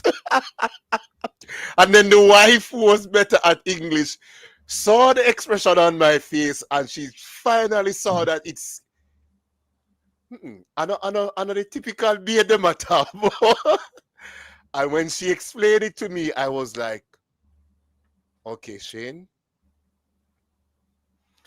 you are a guest. Just be a guest and just be open, and don't be too Jamaican now and be too no to this. Yo, I want to think man, I do want to just don't be too Jamaican now. Yeah, you had to get into it, and I tell you, I'm happy you mentioned Buddha. I'm a very spiritual guy, deep in my faith. Yeah, I went to a temple 5,000 years old. I was like, damn. When you go into those temples, as a spiritual person, it awakens something in you. I tell you, when they say we're gonna pray, I weren't praying to the Buddha. This is a way you pray. You could sense the peace and the calm in that space. I tell you, for the time I was there, I felt so grounded. I took my shoes off and I was at my feet in the dirt, and I'm like, I felt one. And I said, this is, and I felt charged and ready to serve that year. And I tell you, there are many things when I look back now that I say, as national president, I think I could have handled a little better, but I would not have changed how it was done. I could have handled it a little better, but I would have not changed how it was done. And I remember when I said, I'm not sure if you remember the interview, when they said to me, why do I think I am the best person to lead? And I said, and I think it probably left all the interviewers stunned, except one who saw it as me being cheeky and barefaced. I said, an organization like JCI, with so much history, we shouldn't be struggling to get back to where we were. And what it requires is someone with a face, a known face, that will get, a known face that will get us into spaces that were not readily accessible to us. And I said to them, I am that face, and I know I can get us into those spaces. And when I put forth my thing, I said, I want to have a courtesy call with the Governor General. I want to have a courtesy call with the Prime Minister. I want to have a courtesy call with the Leader of Opposition. And I remember persons saying, oh no, it can't be done because it wasn't done before. And I remember when I got that first call from Leader of Opposition that they're going to be able to facilitate us for that courtesy call. And the person said, yeah. But then by the time we ended the call, the courtesy call with the opposition leader, we got a call from the Prime Minister's office. And then person were like, oh, the Prime Minister. But then the Governor General And we started meeting the ambassadors. And when persons, so as a leader, you have to be so focused on achieving your goal that even when those who are on the same board to support you are being naysayers, you continue pushing through. And for me, I can tell you, you were one of my supporters. You carried me through. VP running at the time, he was a strong support. My advisors, oh Lord, Senators Sophia Harris and Janet Gibson. But then there were others on the board, and I'm speaking frankly. I know some persons may feel feather may be ruffled, but there were some persons on the board who I believed they were working against organization. They were working against the success of the board for that year and what we could have achieved.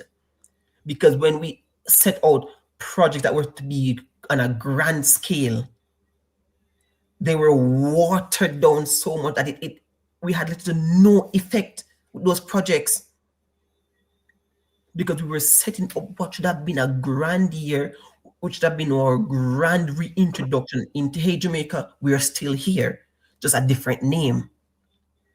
We were getting the press releases, we were getting the interviews. But again, we saw how things can be. You have 1 year to lead, and you did all you could. And I remember at one point, I said to my close circle, hey, I think I'm just going to throw my hat in and call it a day. I don't have time to be fighting with these people about what should be done and how it should be done. And it became quite taxing on me. I wasn't eating properly because I felt so drained, because it's like I'm always having to fight some battles. And what made it worse was that when persons couldn't get their way on the board, they would go out and peddle a different narrative about what took place. And you have those very same senators call me and say, hey, I hear this happening. And I'm like, did you find the call to ask, how was I doing? You came ready to chastise and to cut me down and to cut down the organization. But I stood my ground. I lift my hat up to Senator Sam Coates. Listen, there's so many senators who I was told they have nothing to do with the organization by these very same persons who tried to work against me on the board. And when I reached out individual to us and I say, hey, I'm the 2022 national president. I want you to be an advisor to this. I want you to come on board. I need to. The senators is like I reactivate an antness of senators began to pour into the organization again. And you saw it for yourself, Shane. Senators who we didn't for years we didn't hear from were now reactivated and coming to the meeting, giving their advice.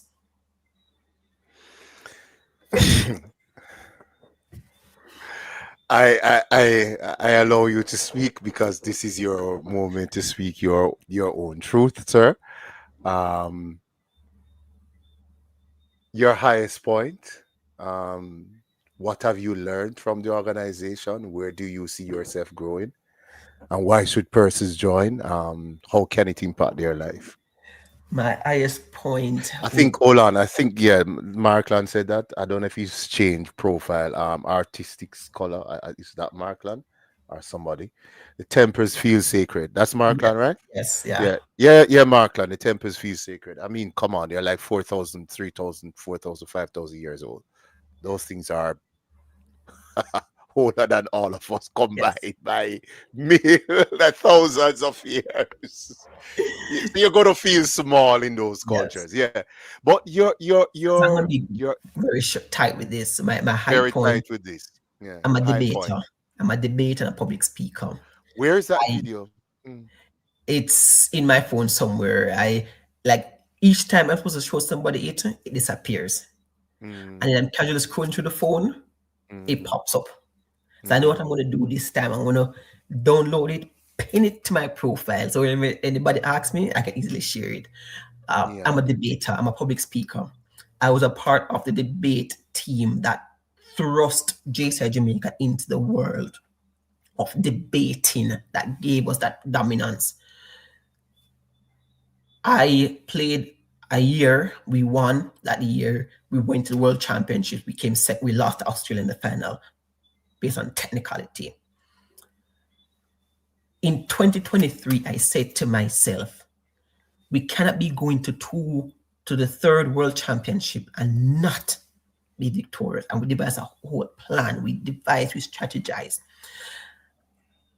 We had the entire JCI, probably except for who we had played in the finals, Malaysia, supporting us. They have said to me that, listen, the debate competitions in JCI never normally get this much viewership. People say hear about it. But when we played in that final, and when I sat, because I wasn't sitting with the team, I was sitting where the national president sat in the World Congress at the front there. And they were saying the English debate, and I tell Shane, I was sitting, Haiti was next to me. You know, my brother, Joseph, he was sitting next to me, and I remember him. And I was sitting next to, it was Mexico beside me, but the two presidents that were beside me held my hands. We were squeezing tight.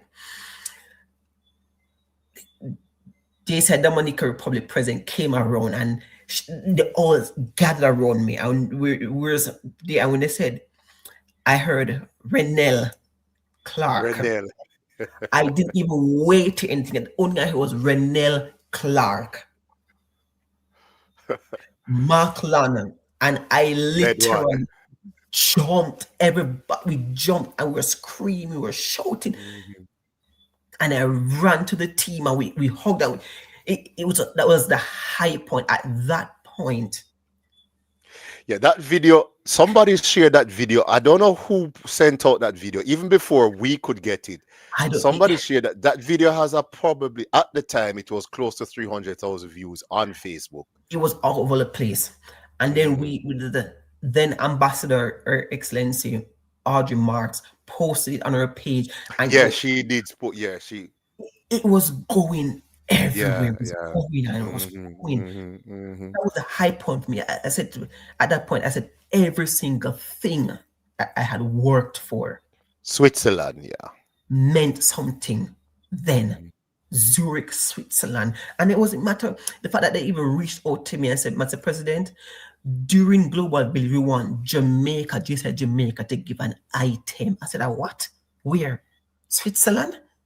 And I tell you, that video I have, I trained those guys, Mark and themselves, to do a mixture of Jamaica with a dancehall called Evolution. We had the Global Village in a frenzy. That was one. And my second oil point was in Suriname last year during National President's meeting.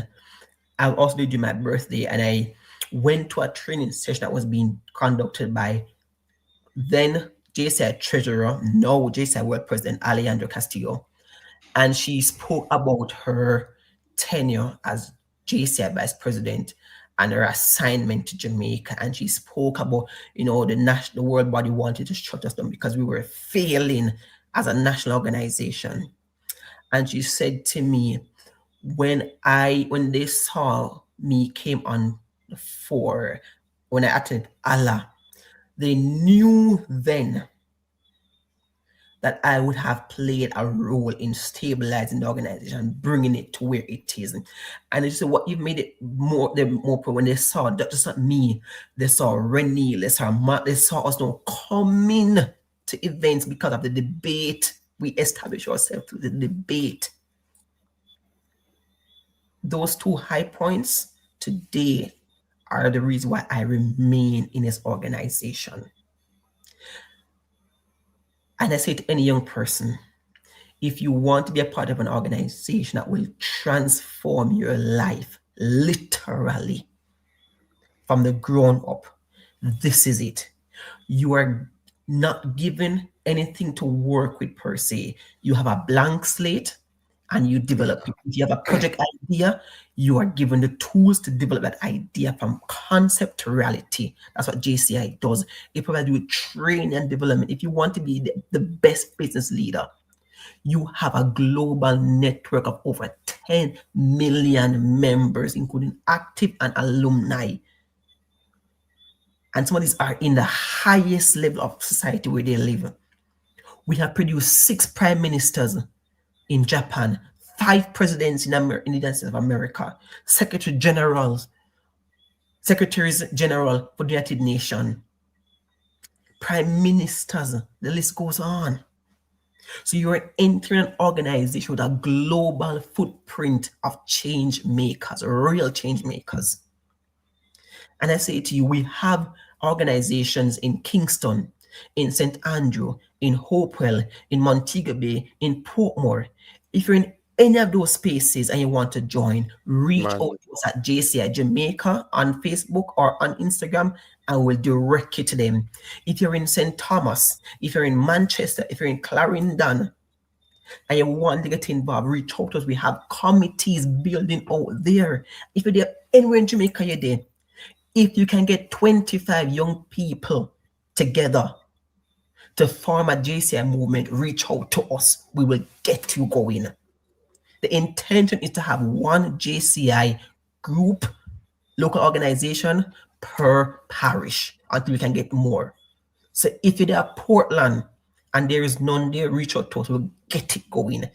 St. Mary, just get yourself 25 members between 18 and 40, and we'll get the work going for you. My low point? Yeah, low point. My low point is when I remember there's always seem to be some sort of rumor going around, and you can't just seem to pinpoint who is starting this rumor, where it originated from. But we're an organization that is governed by rules and constitution. And my low point is when I had to leave the organization I love dearly, JCI St. Andrew, earlier this year, and transfer my membership to JCI Portmore. Why is the low point? Because there are members who will hold young members like myself and others to account if we go against the Constitution. Even for anything, they will hold us to it. And they will say that we're trying to destroy the organization.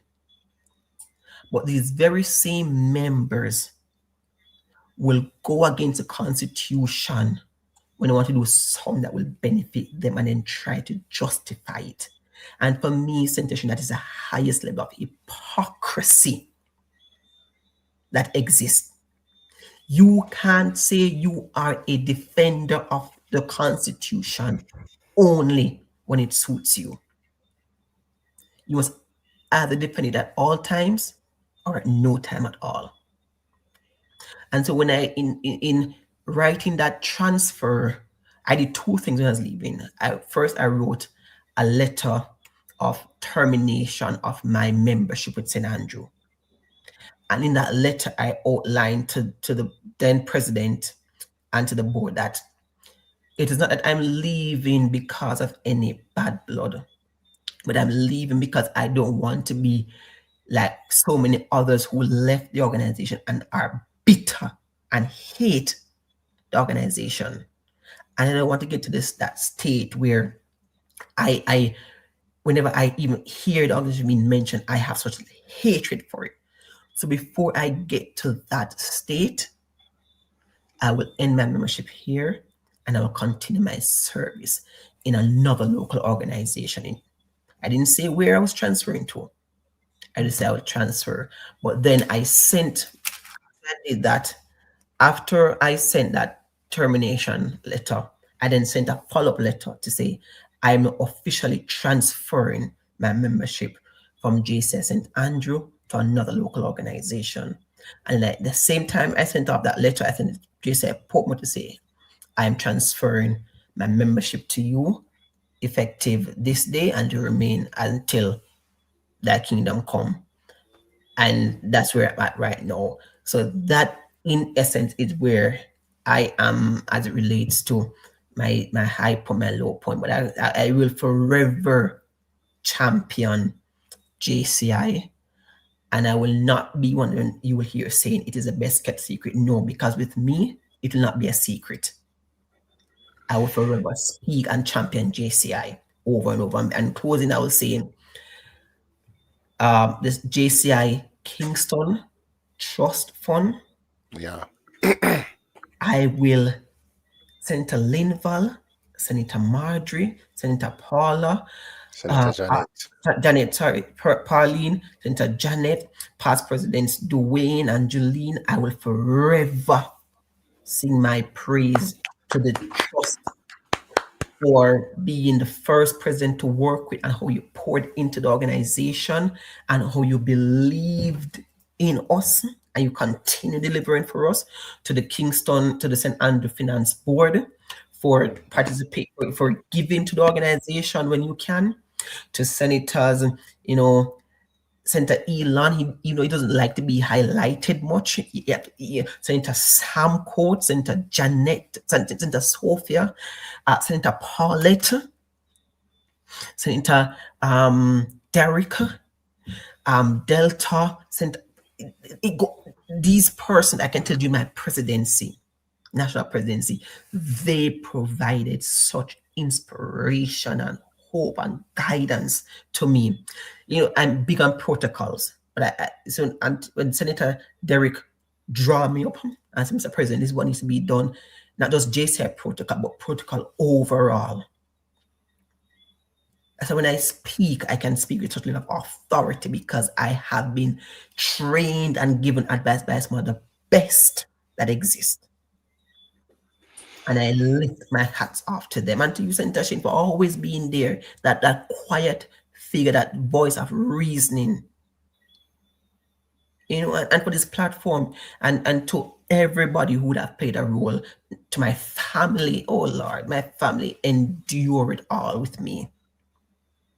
My family has endured. Senator Paulette Stoddart still here with us. Yes, man, Senator, I big up Senator. I love her so much. My family that has been there, my church family, my everything that I'm involved with. So I'm forever grateful for this experience. Odell, we have had our glitches tonight, and one of the things that I allowed the thing to go, to run it gamut, because we had glitches earlier, guys, where we had to be in and out. So the internet set it down and I allowed it to flow. Odell, thank you very much. Thank you. You are a man who speak your mind. You have a mind. And yeah, I thank you. I wish you all the best. Thank you very much. I know you will do well in whatever you do, and just continue to be Odell, and the sky is the limit. And yes. I know we all have aspects of our personalities. For me, probably I'm too much reserved, so I need to be less reserved. I'm too shy, so I need to be less shy.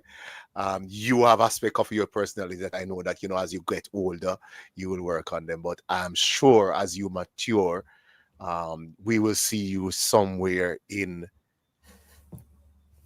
politics, in entrepreneurship, in leadership. Yeah, definitely. Yes, President Markland. We will forever be grateful to JCI St. Andrew Finance. Hey, guys, we should be ending, but Antigua. I want to go to Antigua, and you going to Antigua, Odell? Yes. Yeah, I'm really asking. I need some support for Antigua this year. I I have some stuff in my life that I'm really happy for, but it has cost me. It has burned my pocket. And why is Bell? Where you get those photos from? Bell, where you get that photo from? Oh my God. Oh my God, that was 2019, guys. You see, I'm slim. And we were all slim back then. We were all slim back then. Yeah, guys. So we need to go to Antigua. Oh my word, Bell. Yeah. I need to go back and see those guys. I need to go back and see my Maybe we're going family. there next year. Maybe I think next year that's where we'll probably go in. Senator Paulette, you can come. You're in the US. It's easy for you to just get on a flight and come No, across to Antigua, it's Senator not Paulette. expensive It's expensive to travel from US to Antigua? from where she's at. Where are you at, Senator Paulette? She's in New Jersey. It is expensive from New Jersey to Antigua? There's no direct flight there, so she has to go connections and stuff. Oh, wow. Whoa, whoa, whoa. Whoa, whoa. Yeah, I understand, Senator. Yeah, she said yes. I understand, Senator Paulette. Yeah, but Japan is 20. Yo, you know, say wicked. Brazil is 2027. And Japan is 2027 for World Congress. So, Era Conference for Brazil. Yes. Wicked, man. And I want to go to Brazil because Brazil is a bucket list. And yes. And they promise it's going to be similar to Jamaica, though it's an island. It is an island. Florianopolis. Yes, that island. And then I want to go back to Japan because I want to, you know, kind of somewhat say a proper thank you to my homestay family. Yeah.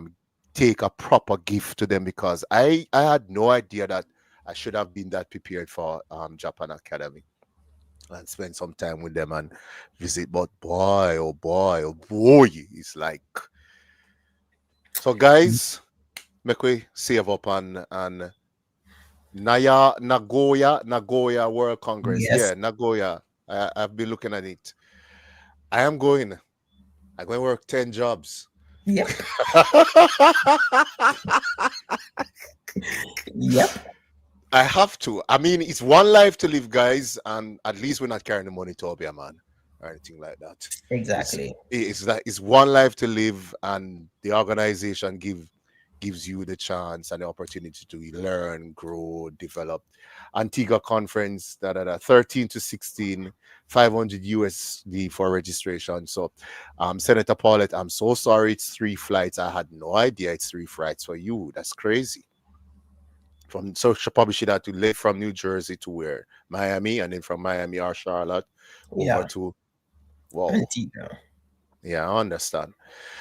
Yeah, but I really want to go to Antigua. So, guys, those of you in viewership world, as Odell said, reach out to us on social media. If you are a businessman, if you want to travel with a group of a businesswoman, you're an entrepreneur, whoever, you're a professional, you want to travel with a group of sensible, serious, cool-headed, partyish, Christianish.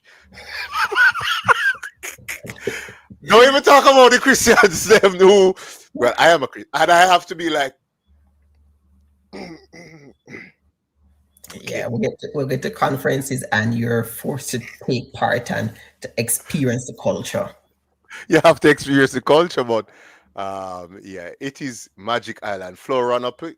Yeah, Florianopolis, Brazil, COA 2020, the Magic Island. Yes, I have been checking out flights. Yeah, y'all overwhelming me now with all these because looking forward to Philippines.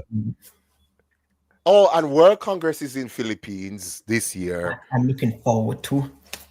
And I gather they are planning a show down there. I gather Philippines is planning a show for us. That is going to be a huge World Congress because that's basically right there in Asia. So all of those Yeah, all of those members are going to come down. So you're looking at like 7,000, probably 7,000 persons at that World Yeah, it may be Congress. the largest to date in Philippines, Yeah, because it is going to be the largest to date. There's no doubt about that. So all of you entrepreneurs and all of you Jamaicans who want to experience the world and want to travel, Philippines. So Era Conference for the Americas is in Antigua, and that's May.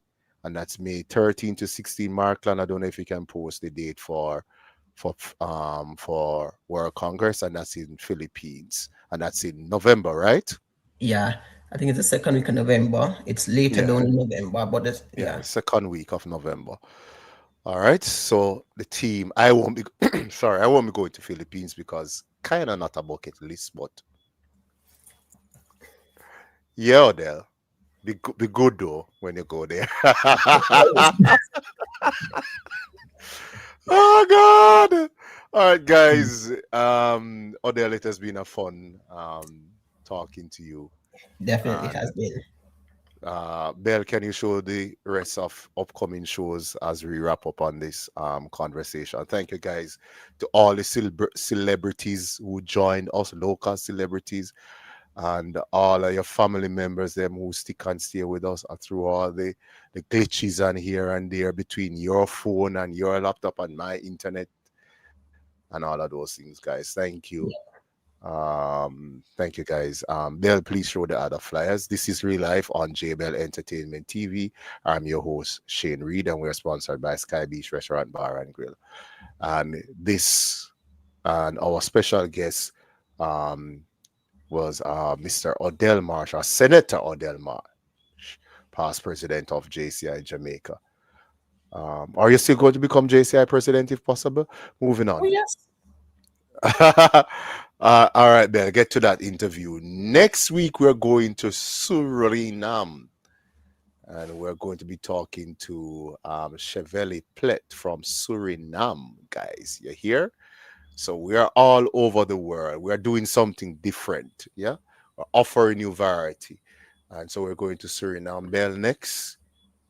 Clark, Philippines, November 11 to 15. That's World Congress. So after we go from Suriname, we're going to Martinique the next Thursday. Yeah, guys. So we're going around the region. So we're left from Jamaica to South America and then back up to the The French South, Caribbean. the French Caribbean, which is to the northeast Yeah. of us. We're going up to the northeast and then we're going, so southeast, right, Odell? Yes. Yep.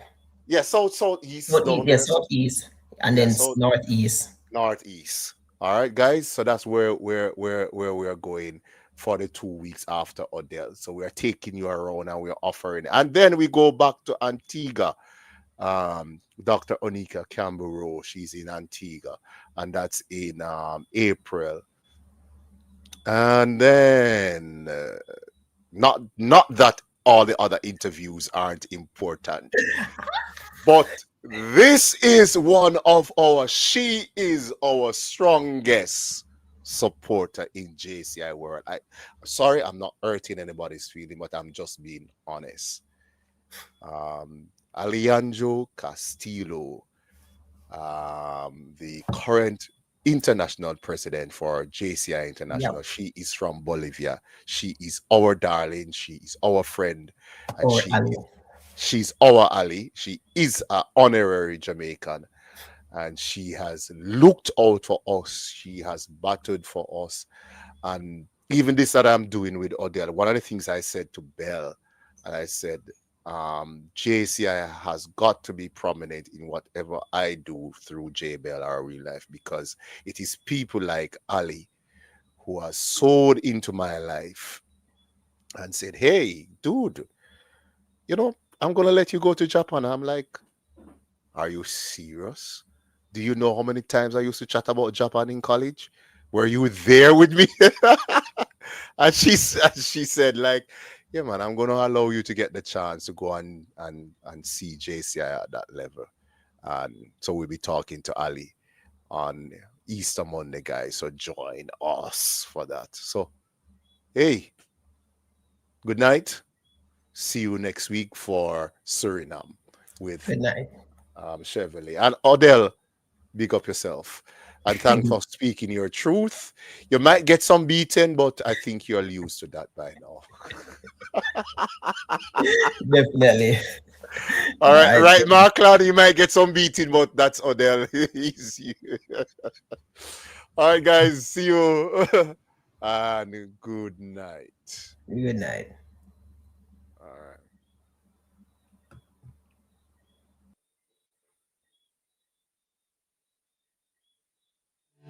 Real life Jamaica, from the heart to the hills, shame teach way. Real life Jamaica, we're living so true, from the dust of the road to the morning dew. Sun on our faces, the sky so blue.